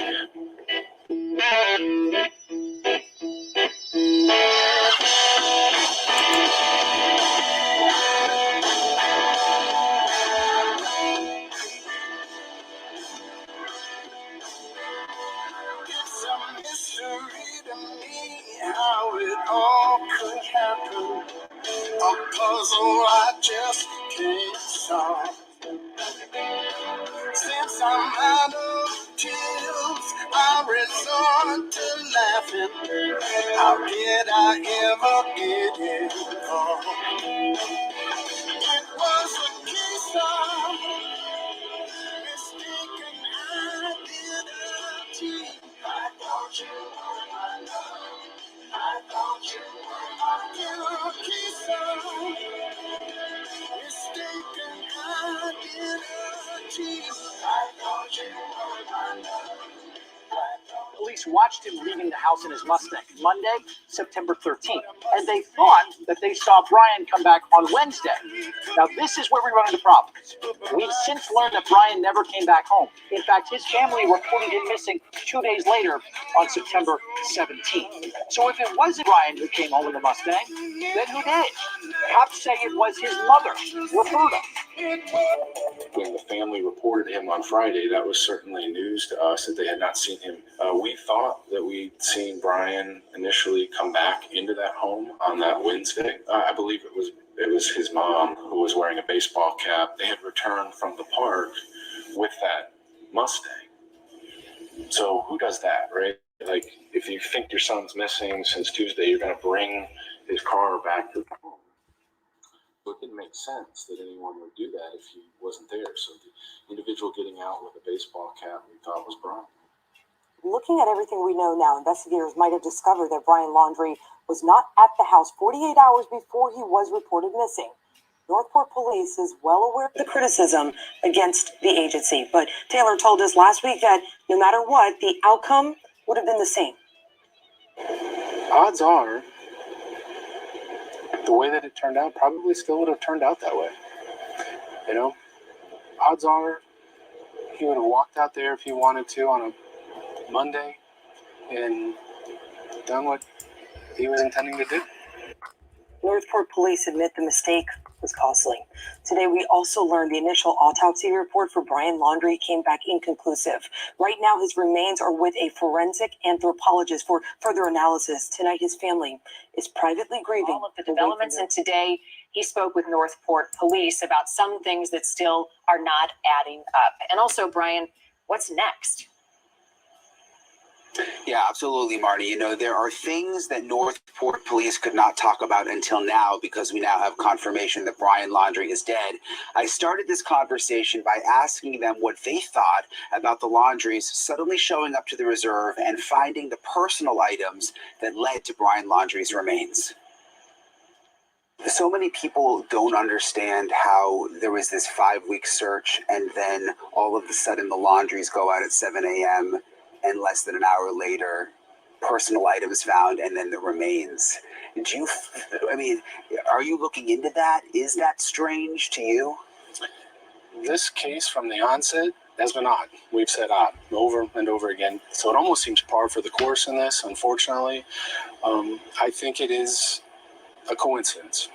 That's my belief, wholeheartedly. Do you think the parents knew that Brian may have gone out there to commit suicide? Do you have any information that they've known that all along? I think that that's been on the table from the beginning. I think that that is certainly a possibility. Was Brian Laundrie followed by police to the reserve? No. Our intention was to keep an eye on Brian. And clearly him going out there, we missed him going out there. So he left in the Mustang and no one knew that he left in the Mustang? That's correct. I mean, isn't it? I mean, we've been outside the house. I mean, was there just no one sitting outside the house watching? I mean, someone like fall asleep? I mean, how do you, it's not like you snuck out the back if you left out in the front in the Mustang. Well, again, he wasn't wanted. There's certain things you can do with surveillance and intelligence. You're at a certain point in an investigation when there are certain charges where there's these types of things. It just, we weren't there at that point in the case. Cause of death for Brian Laundrie, will we ever know based on the condition of the remains? I think so. I think that that'll be something that they piece together. There was bones scattered around. So I think you have to put all that back together and then work on those details. Do you know if there was a gun found? I have no permissions to reveal anything other than what's been said as far as what was found there at that location. What is the status of the notebook? That's kind of outside of my purview here at the Northport Police Department. Certainly the FBI has that. They will utilize every tool that they have to make sure that it's handled with care. It was wet, and certainly making sure that's dried out and been able to go through will be very important. Do you know if is anything in it legible at this point? Do you know? I believe that there are some things that can be revealed from that. I'm not privy to exactly what's in there. I know that Northport PD has really been under the microscope, and a lot of people are upset. The Brian Laundrie disappeared, and the search didn't result in anything. I mean, do you think mistakes were made? Is Northport PD owning some of this? Sure. I mean, I don't know that any investigation works 100% like you want it to, 100% perfectly. What I'll say is that we were the ones doing everything in our power to get answers on this. This was not, if mistakes were made, there's human error involved with every investigation. It certainly wasn't from a lack of taking it seriously or hustle or knowledge. It was just sometimes things happen. And Brian, one of the big questions is how did Brian Laundrie slip out from underneath their view when he was at the home? You have now learned that they've got cameras set up outside the Laundrie home. Police do. Yeah, we've known this for quite some time, that there are these hidden cameras around the house. We discovered it close to a month ago, but obviously chose not to report it because no one knew where Brian Laundrie was at that point. We didn't want to interfere with the investigation. We know of at least two. There was one behind the house put in a neighbor's yard. There's another camera that was actually hid in a dumpster. We're told that at least some of the cameras did go up before Brian Laundrie disappeared. And they're not saying yet what those cameras reveal.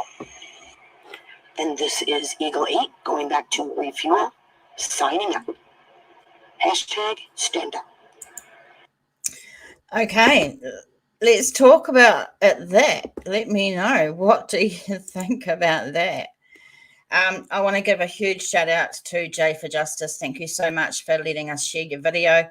I think he did an amazing job, and yeah, her link is in the description box below. Thank you so much, Jay. So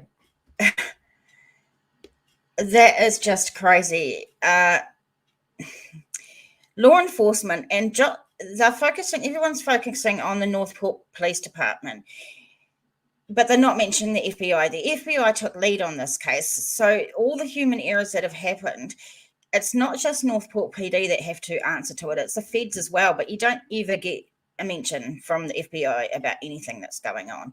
I feel sorry for the guy that spoke from the police department. He is not a cop. He's just, well, he's not a top cop or anything. He's just a spokesman for them. And he gets sort of lumped with having to explain all the shortcomings. To be honest, I don't know why they even come out and explained that they had thought Brian was his mum. That's quite embarrassing, I think. You thought they would have kept that to themselves, but no, it's crazy. Wildflower, it is crazy. It is crazy. So Mark and Julie, yous are all talking about Cleo Smith, the wee 4-year-old missing in Australia. Definitely, there's so many stories in the press at the moment around the world of camping that's gone wrong. And I just don't think I ever want to camp anywhere. Yeah, well, they normally have a spokesperson. I don't think they picked the right guy. He seems really sleepy when he's telling his story, but and it's crazy that I didn't tell the difference. So we know now that they had cameras put up around the Laundrie house before Brian left. So who was monitoring those cameras? Obviously, they must have been asleep when he left. And then what? How the hell does... I'm going to be nice to Roberta. I think she probably is in her late 50s, early 60s. Brian is tall, 23, with facial hair and a bald head, and he walks like a duck. How the hell did they get these two mixed up? It escapes me. It really escapes me. Well, it really depends on what sort of environment the campground was. Noisy, buzzing, many people, or quiet and non-populated. So we found out that there was quite a few people at that campground that night. Apparently, it was very, very busy. Yeah. And they arrived at like 6:30 p.m. and set up their tent and got the kids settled and went straight to sleep. I believe somebody was watching the whole time. That's just my opinion. Wild, who was monitoring those cameras? Exactly, I said at the same time as you. Exactly, who was monitoring those cameras? I mean, I hope they get demoted. I don't know. There's just so much errors in this. And he says it's human error and it happens in every investigation. And sure, that's right. But they're supposed to be, the police department, they're supposed to be professional. They're supposed to do it right. The FBI is supposed to do it right. Don't you think? Unreal. Mark, yes, Brian is dead. They found his remains. Yeah. And yes, well, he was identified by dental records. They have not found to cause the death. They have sent the remains to an anthropologist at this stage to do some stuff, and after the anthropologist has finished, then they will do DNA tests to confirm it that way as well. Haven't followed it for a while. This case, has been crazy because every single day there has been a new update. I get up and I look and refresh, and there's something else going on. It's just crazy. So, wanted to have a look. One of the other cases that we've been following is the murder of the Newlyweds, Crystal and Kylin in Moab. These are the two newlyweds that were camping, and they said that they told their parents, or they told their dad, that some creepy man was around that they were scared of. He was camping too close to them and creeping them out.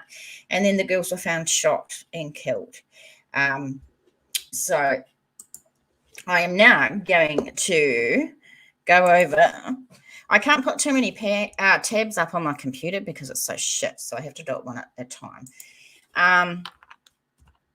So let's look and see if we can find the latest. One day ago. Oh, digital evidence. Let's have a look at this one. Wildflower, sorry. I thought that Moeb was related to Brian. So it turns out that the dash cam using of Gabby and Brian having that fight with the man and the police turn up, that was outside Moonflower, which is a shop that one of the girls worked at.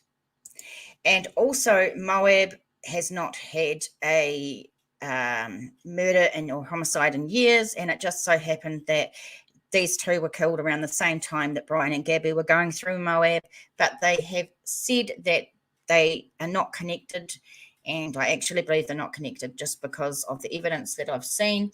But yeah, big coincidences anyway. Before we read it, Mark says, Mark Cullen, there you are. Nuts, do they think he killed her and then did himself? Yeah.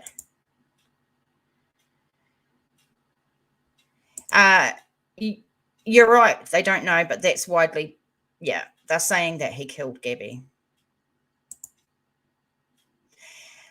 That's why they related the two, but it's not related. Absolutely right. So let's have a look. This was a couple of days ago, but this seems to be the latest one. Moab police get digital evidence possibly connected to double murder. This is from KSLnewsradio.com. Investigators are getting more digital evidence in the murders of two women near Moab earlier this year. They're hoping data from a nearby cell phone tower can help them pinpoint who else was at the murder scene. Hey, Annie, good to see you. You're all good. We're in the middle. The bodies of Crystal Turner and her wife Kylin were found at a campsite near La Salle Loop Road near Moab. Both of them were partially disrobed with multiple gunshot wounds to their backs, sides, and chests. While investigators were on the scene, they called 911 to pinpoint the nearest cell phone tower, and investigators say a tower operated by Verizon in the Jimmy Clean Flats. Search warrants for digital evidence. Newly released search warrants show investigators asked for a tower dump, which is when analysts hand over any and all relevant data from the tower that connects to their investigation and search for digital evidence. That information reportedly came back Tuesday, but former prosecutor Greg Scolders, who is not connected to the case, says the public shouldn't expect investigators to divulge what they found for a while. He said what they found so far would be privileged or confidential until they're ready to file charges or to do something with the case. So data collected between August 13 and August 15. The warrant specifically asked for any data collected from phones within a 2-mile radius of the tower between August the 13th and August 15. He said, limiting the search to 2 miles within the tower gives you a very limited reference, and it also makes it so that law enforcement isn't just doing what we call a general warrant and trying to get anything they can. Scotters doesn't believe the data will include specific text or pictures from the phones in their search radius. However, it could tell officers which wireless devices were in their search radius around the time the women were murdered. It could lead law enforcement to the provider or phone provider of the person who made these calls or texts or photographs, he said. If needed, Scotters said investigators will be able to gather more evidence from cell phone providers, including any possible pictures or videos taken near the crime scene. They can further information about things that were done from that phone during the time. Investigators say Schultz told friends that a creepy man had been harassing and intimidating the couple before the murder. She also reportedly told friends that if anything happened to them, they were murdered. Wow. That's a bit scary. So they knew something was going on.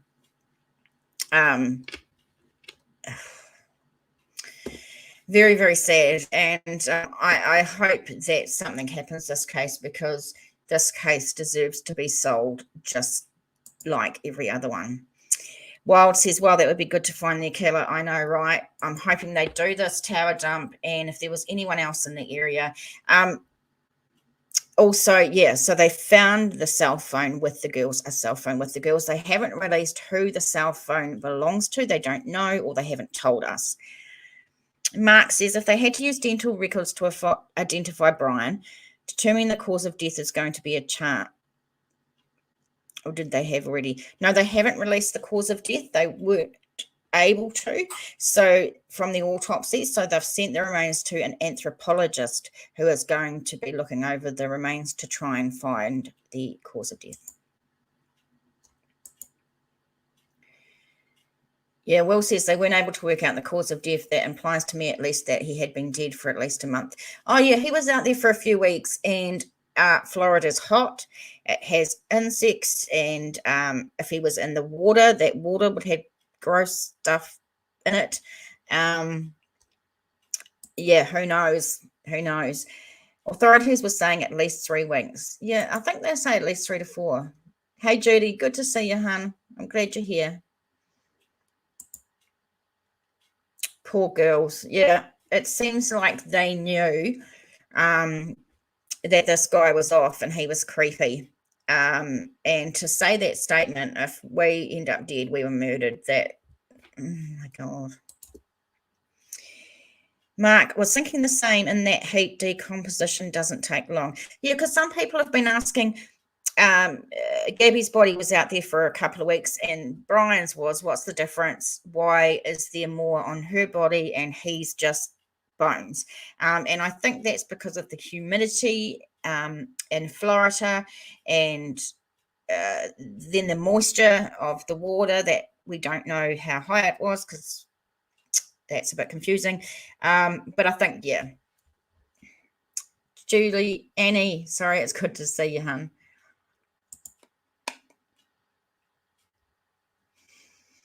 So, you know, this case, I will keep an eye on it because I really want it to be solved. And this is very, very sad.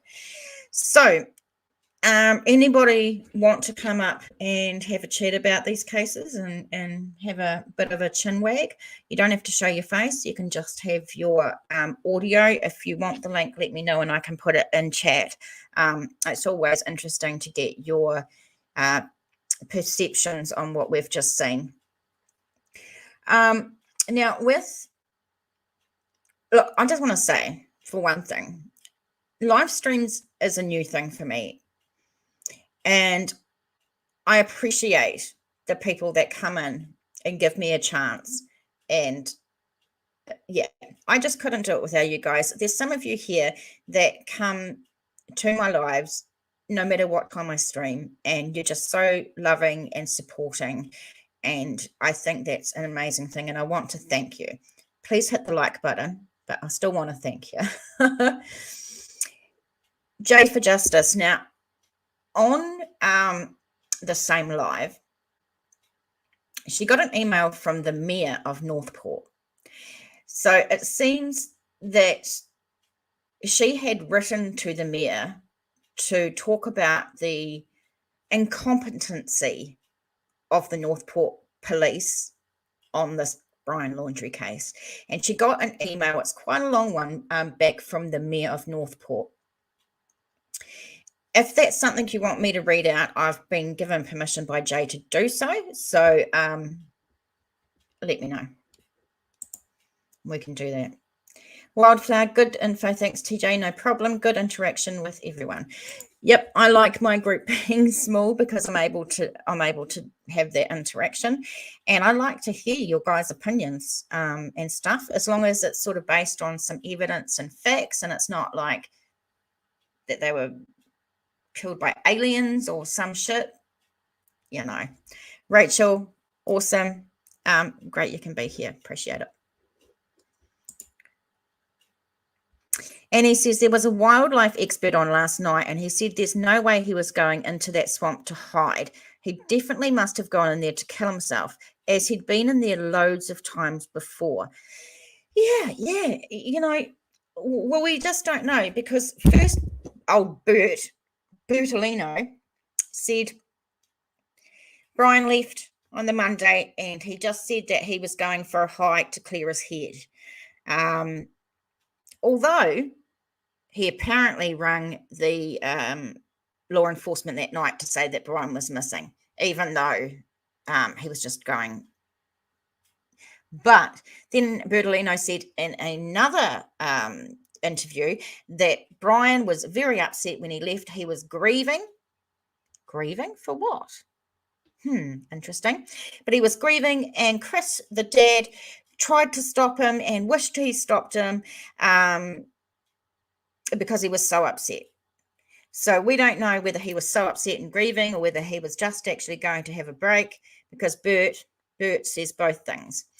It appears from the condition of the remains that he was out there dead for some weeks. So that sort of lines up for him going out there and doing it rather soon. One thing that I wonder is if he went out there, maybe he wasn't thinking of doing that, but he was clearing his head, and then he realized that there were so many reporters out front of his house that there was no way he could actually get back to his home, and started to realize that this wasn't going to end well for him. This wasn't any good. Just bear with me for a moment. I have to get my glasses because I'm getting a headache. Hold on, guys.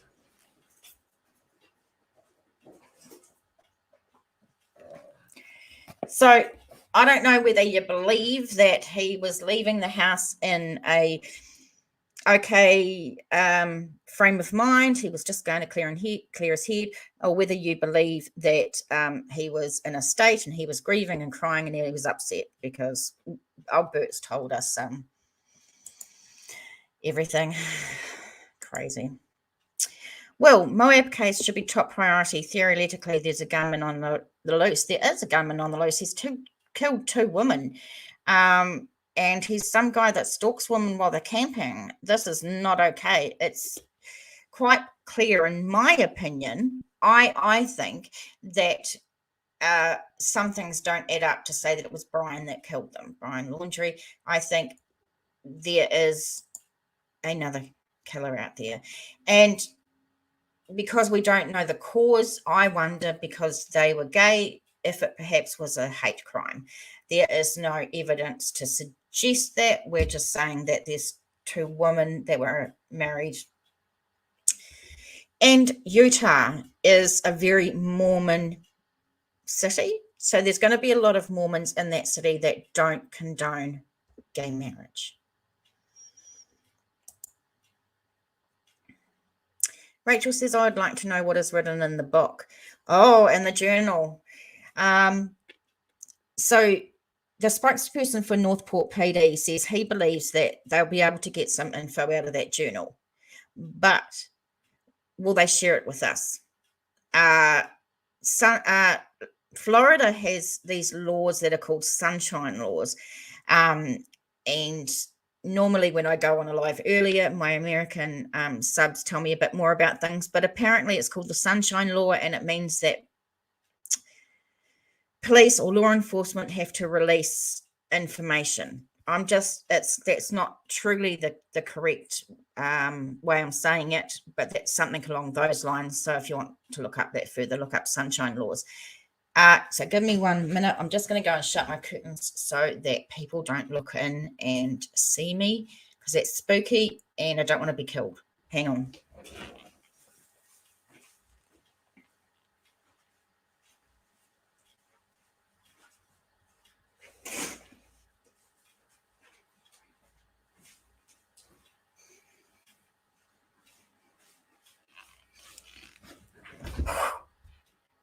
No, not going to be killed today.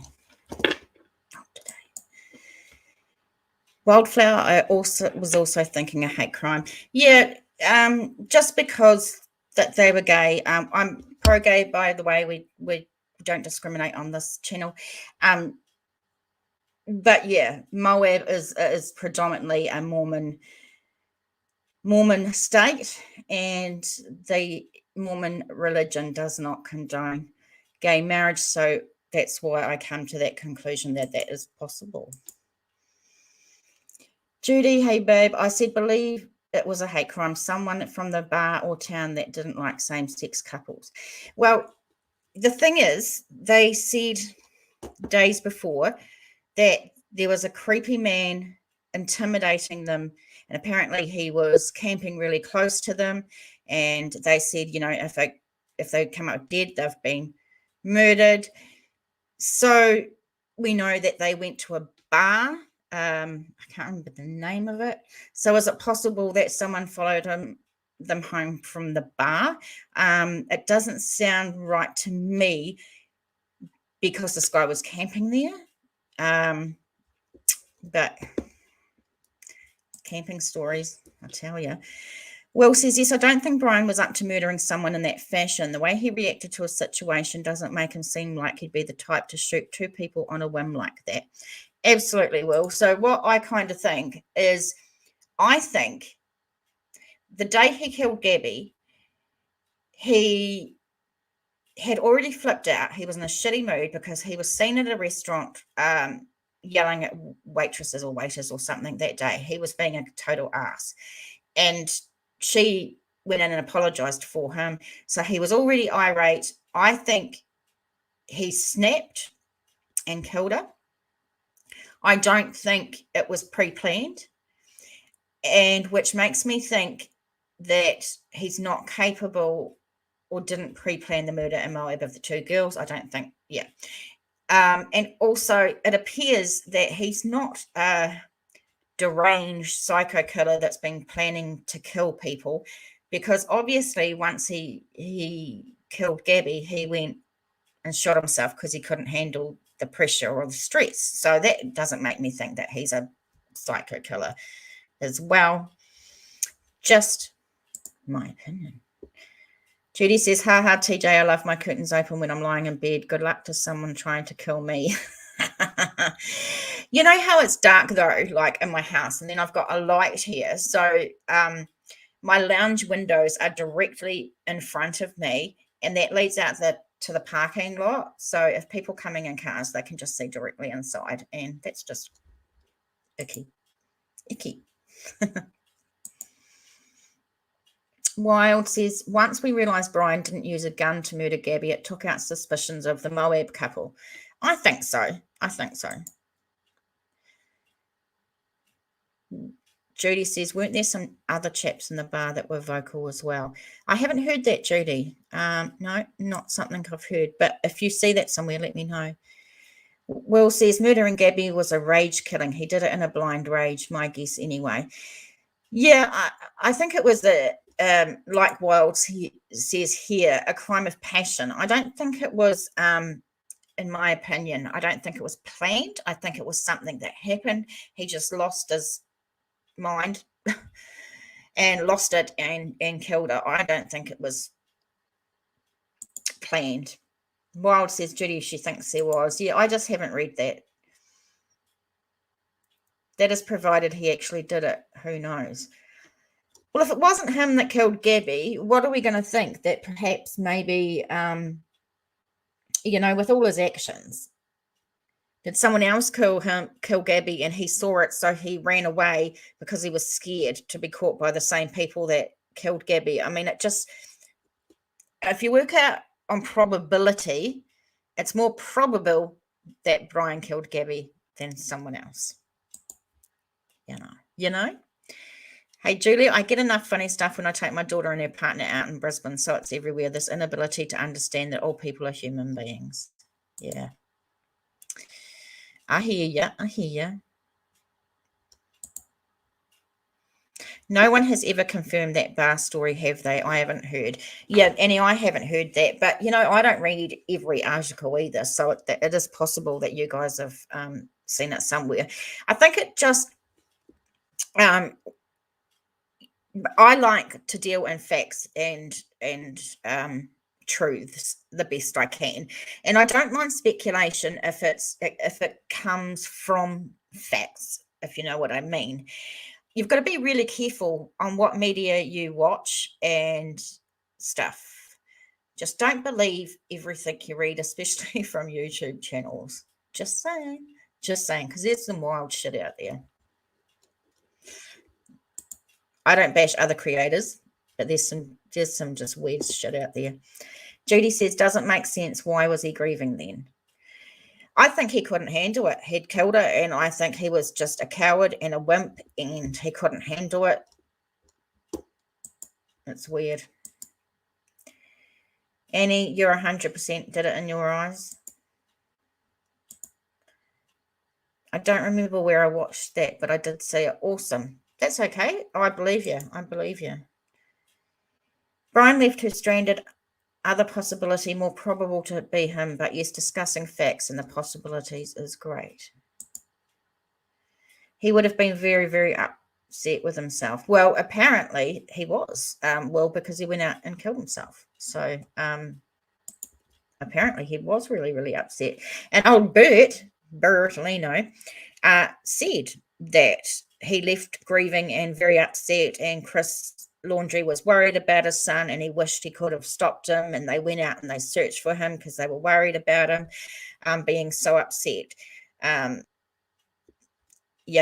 he says, I saw it Judy, but it was never really confirmed. I'll write it down just because I might try and find out and see if I can hunt that information down. So it was about the bar, wasn't it? So maybe on my next live I can have a look about that. Yes, agree. Unless an alligator got him. Well, I don't want to. We don't have alligators in New Zealand.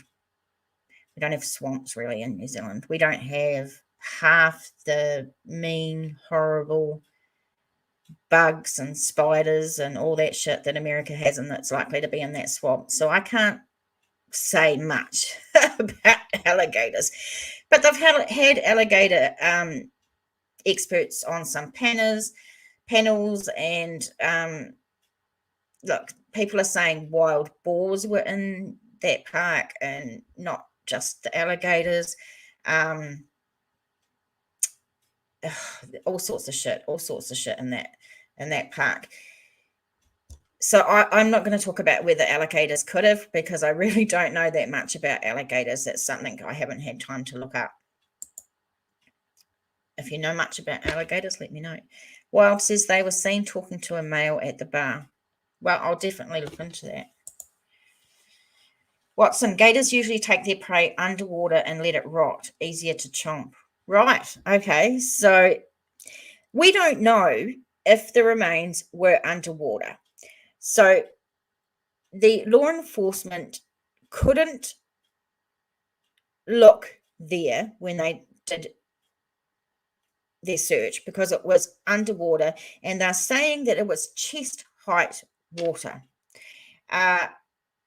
People have looked at rainfall, and they've looked at a lot of other things, and a lot of people don't believe that the swamp was that high. it could have been less, it could have been a few feet of water as well. So who knows whether his remains have been underwater or how long, if they were underwater. It's hard. It's really, really hard. What I want to tell you is I will put the link in the description box when I've finished as well. There's a YouTube group or channel called Damaged Goods with No Regrets. Now, they, as soon as it opened, went into the Myakahatchee Reserve, and they walked to the place where Brian's remains were found. They videoed the whole thing so you can see like all the terrain and everything and all the how much water was or wasn't there. You can see all the bush and how thick it is. You can see where the searchers searched and when they didn't search, because you can see their tire tracks and everything like that. It's really, really interesting. So I'll put that in the link description box below when I've finished. It's called Damaged Goods with No Regrets, and that gives you a real insight into the reserve, and especially coming from another country. Yeah, good look. Annie says, when Bert backtracked on the grieving statement, he had still already said he left upset. So what was he even upset about, I would be asking. And, you know, what did he tell the parents? Well, they had to know something was up. They had to know something was up. Snakes probably too. We have to wait for cause of death. Well, how are they going to know whether it was a snake or anything, because it's only bones? Don't know. Rachel says, we have big crocs here. They wouldn't have left any bones. Right. Mark says, if he got bitten by a cottonmouth or a rattler, even though people at times survive, his chances would have been minimal that far out. Well, we weren't out there, so we just don't know until they release the cause of death, which I hope they do with these sunshine laws in Florida. Well, all those searches and they missed him. I know. I have no words for it, to be honest. Judy says, I haven't watched that channel, so I'll have a look later. I will also look for the bar info too. That would be really good, Judy. I appreciate that.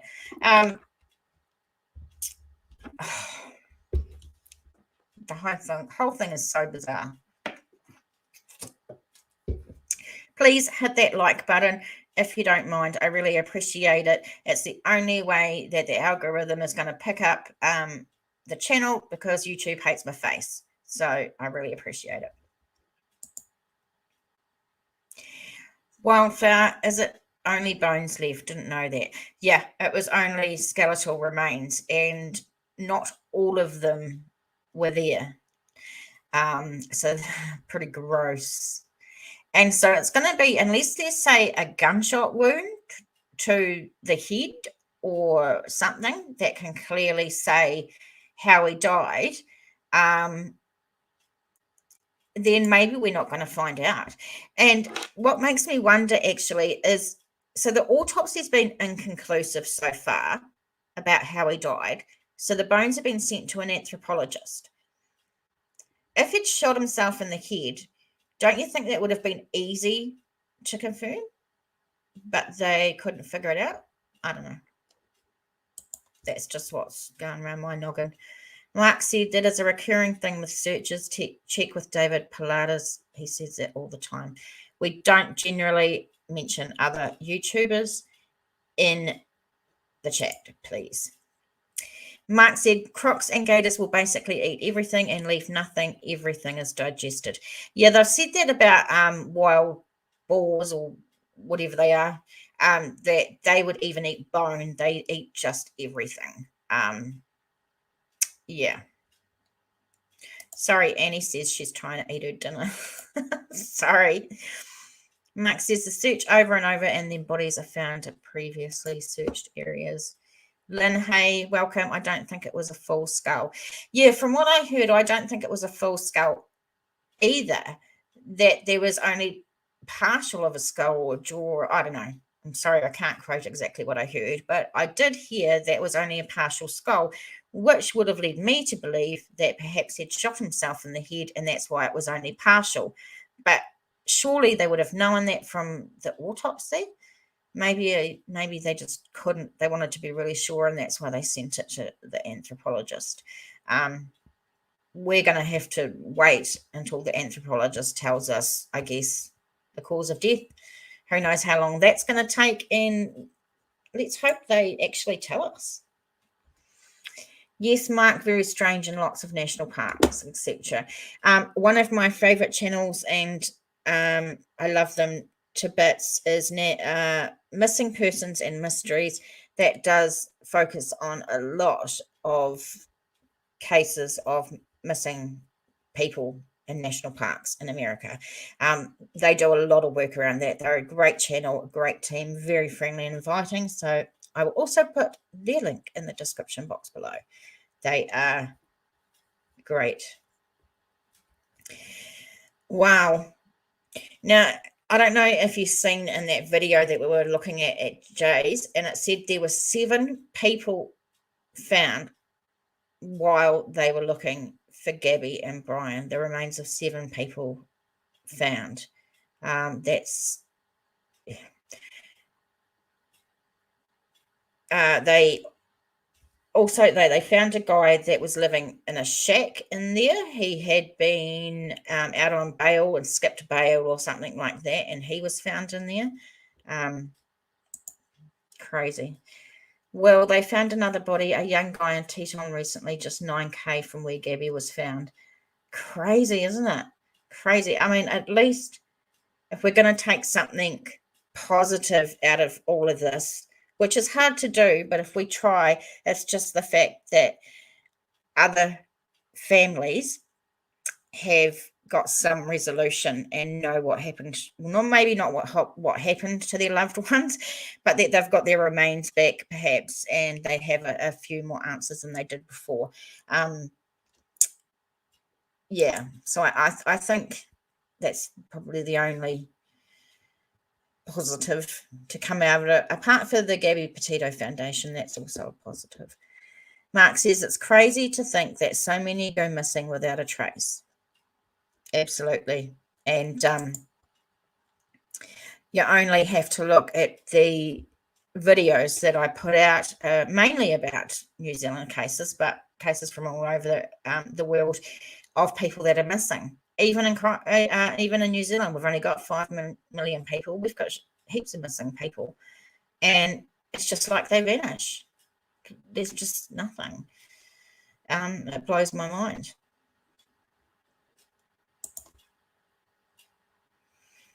Yeah, apparently 7 people found. Yeah, that's crazy.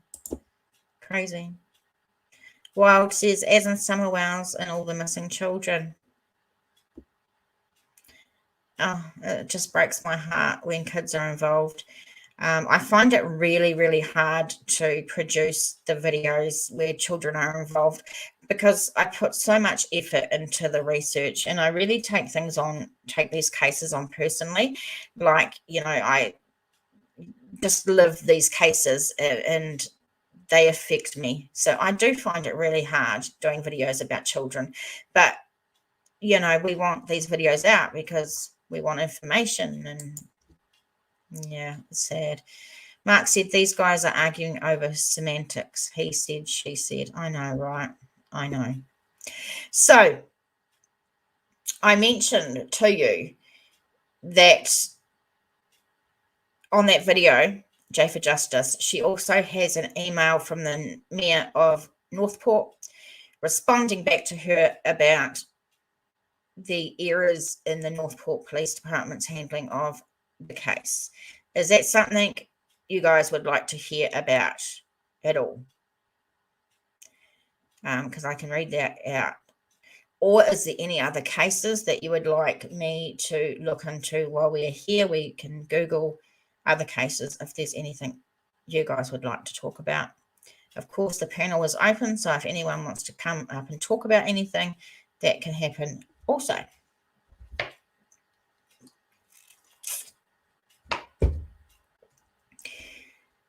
I can't believe it's like 9:15. Yes, please, TJ.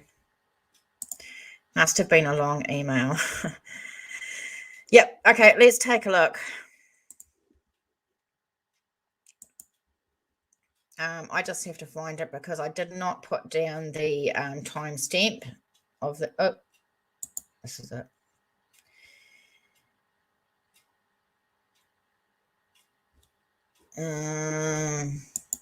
Let me go back. Okay, so the mayor of Northport, her name is Jill Luke. You can see that at the bottom. All right. Wildflower time does go fast on YouTube. It really does. Okay, so she says, I understand the emotional aspect of this case, and indeed, I understand some of the underlying issues that this case has brought to light. All of the details of the case have not been revealed. I don't even know all of them, and because it's still ongoing, I shouldn't. I do know that what appears to be revealed is not always accurate. I'll start with stating that our form of government does not give commissioners any authority to oversee the police department nor any other staff. The commission only has oversight of the charter officers, and that is per our charter. We as commissioners cannot call for an investigation. I do know that even without calling for such an action, our staff reviews their protocols and procedures after issues of this magnitude. Though, with that said, the largest issue with this case, and as you have brought up, is the missing persons laws. Our jurisdiction follows the state statutes. In my opinion, those are the laws that need to be changed. Our state or nation does not have the same type of procedures for missing adults between 18 to 64 years as we do for children and senior citizens. And those laws give jurisdiction to certain agencies and not others. When a case such as this is multi-jurisdictional, it makes the reporting even more difficult. I must say, I like that New Zealand just has the police, really. We don't have like all these different jurisdictions and stuff to like worry about. I'm with you in getting a law in place and calling it the Gabby Petito missing person law, though it needs to be at the state level, not local level, and within it should be criteria for interstate situations too. The Amber Lee case brought about state law changes, and I hope this does too. I believe that Gabby's family has spoken to that topic too. I'm not sure what they mean about the Amber Lee case. We have one here, but that's like a baby in New Zealand, so it must be some other case that they're mentioning. As for some of the details that have been mentioned, they are not totally accurate. There has been misinformation passed around with things being stated as fact, and they are not. An example is the crime scene. That was not a Northport PD crime scene. That was an FBI crime scene. The FBI handled all of it. The only portion that our PD had to do with it was find the crime scene initially, not Brian's parents, and secure the perimeter for the FBI. The FBI called the shots on all of it, even when to clear the crime scene area. There are many things being contributed to Northport PD that they were not controlling, other jurisdictions were. I will not go into details as this is not complete, but time will reveal what was and what wasn't affiliated with our PD. The one thing that our PD did just reveal is that there was human error on their part with the surveillance portion of the case in regards to the time frame of the return of the Mustang to the Laundrie home. They have openly, honestly been transparent about the error. They did not try to blame it on someone else or cover it up. Human error is human. Admitting it, in my opinion, is honourable. So, it was Northport Police that were in charge of monitoring the security cameras on Laundrie's home, and they missed him. In closing, I'll just say that I have all confidence in Chief Garrison, his department, and Josh Taylor as the PIO information officer, I think. Navigating through this case has been a test to the quality and dedication of our police department, and taking the heat for things that they were not in charge of is a hard thing. In my book, when the rightful jurisdiction stays quiet, when the FBI is completely finished and all the facts can be revealed, there will be an understanding for everyone. And I hope that they see that our team was ethical, determined, and worked with integrity, including coming up to a situation of human error or owning up to it. Thank you for the compassion that you have towards the case and our city as a whole. Are we really ever going to get an admission from the FBI that they mucked things up. We don't get anything from the FBI, and they're not going to come out and support Northport PD and say it was us, not Northport PD. That's not going to happen with the FBI. Just saying. All right, guys, I'm getting cotton mouth that I've talked so much. I want to know from a few things from you guys. A, do you like this time slot? Is this a good time slot for you guys? Is this something you would be happy to see a few days a week? Does it work for you? I might still have to go on at 10 o'clock on Sundays just for my American subs so that they can enjoy the conversation as well. If you're on Facebook, is there any point in me paying to have this put live on Facebook? Is this something that you're not interested in? If it's not going to work, I want to know. Please like it, subscribe if you can, and you can also buy me a coffee at buymeacoffee.com/NZ Mysteries for $3. If you can support the channel, that's always awesome. So what do we got? Annie likes this time. Julie likes mornings. Well, I'm in New Zealand, so any time is good. Use a great help. So yes, no, yes, no. Hopefully, if you're watching or if you watch this, let me know in the comments below anything you want to know about. We can have a discussion about the case. We can also have a discussion about the time frames. It may be that I have to do some days when I'm not working, because I can't do it when I'm not working. Well, when I'm working. Maybe I have to do a couple of times a day. I don't know. Judy says anytime is good. That's awesome. It is. No, Facebook, you don't think I need it? Actually, we've barely had anyone from Facebook. Anyone that we have has just called in and said something and buggered off, really. And it says I've only had 4 thumbs up from Facebook. Annie says I've finally sorted out my notifications. Good. Oh, cool. So thank you so much for watching. I really appreciate it. Me doing live streams is a still relatively new thing, so I'm still working it out. I'm still hopefully trying to build up my subs and get people interested. So I appreciate if you can share it as well. Have a great day tomorrow. Have a great rest of your evening. I'm going to rest my mouth because I've talked too much.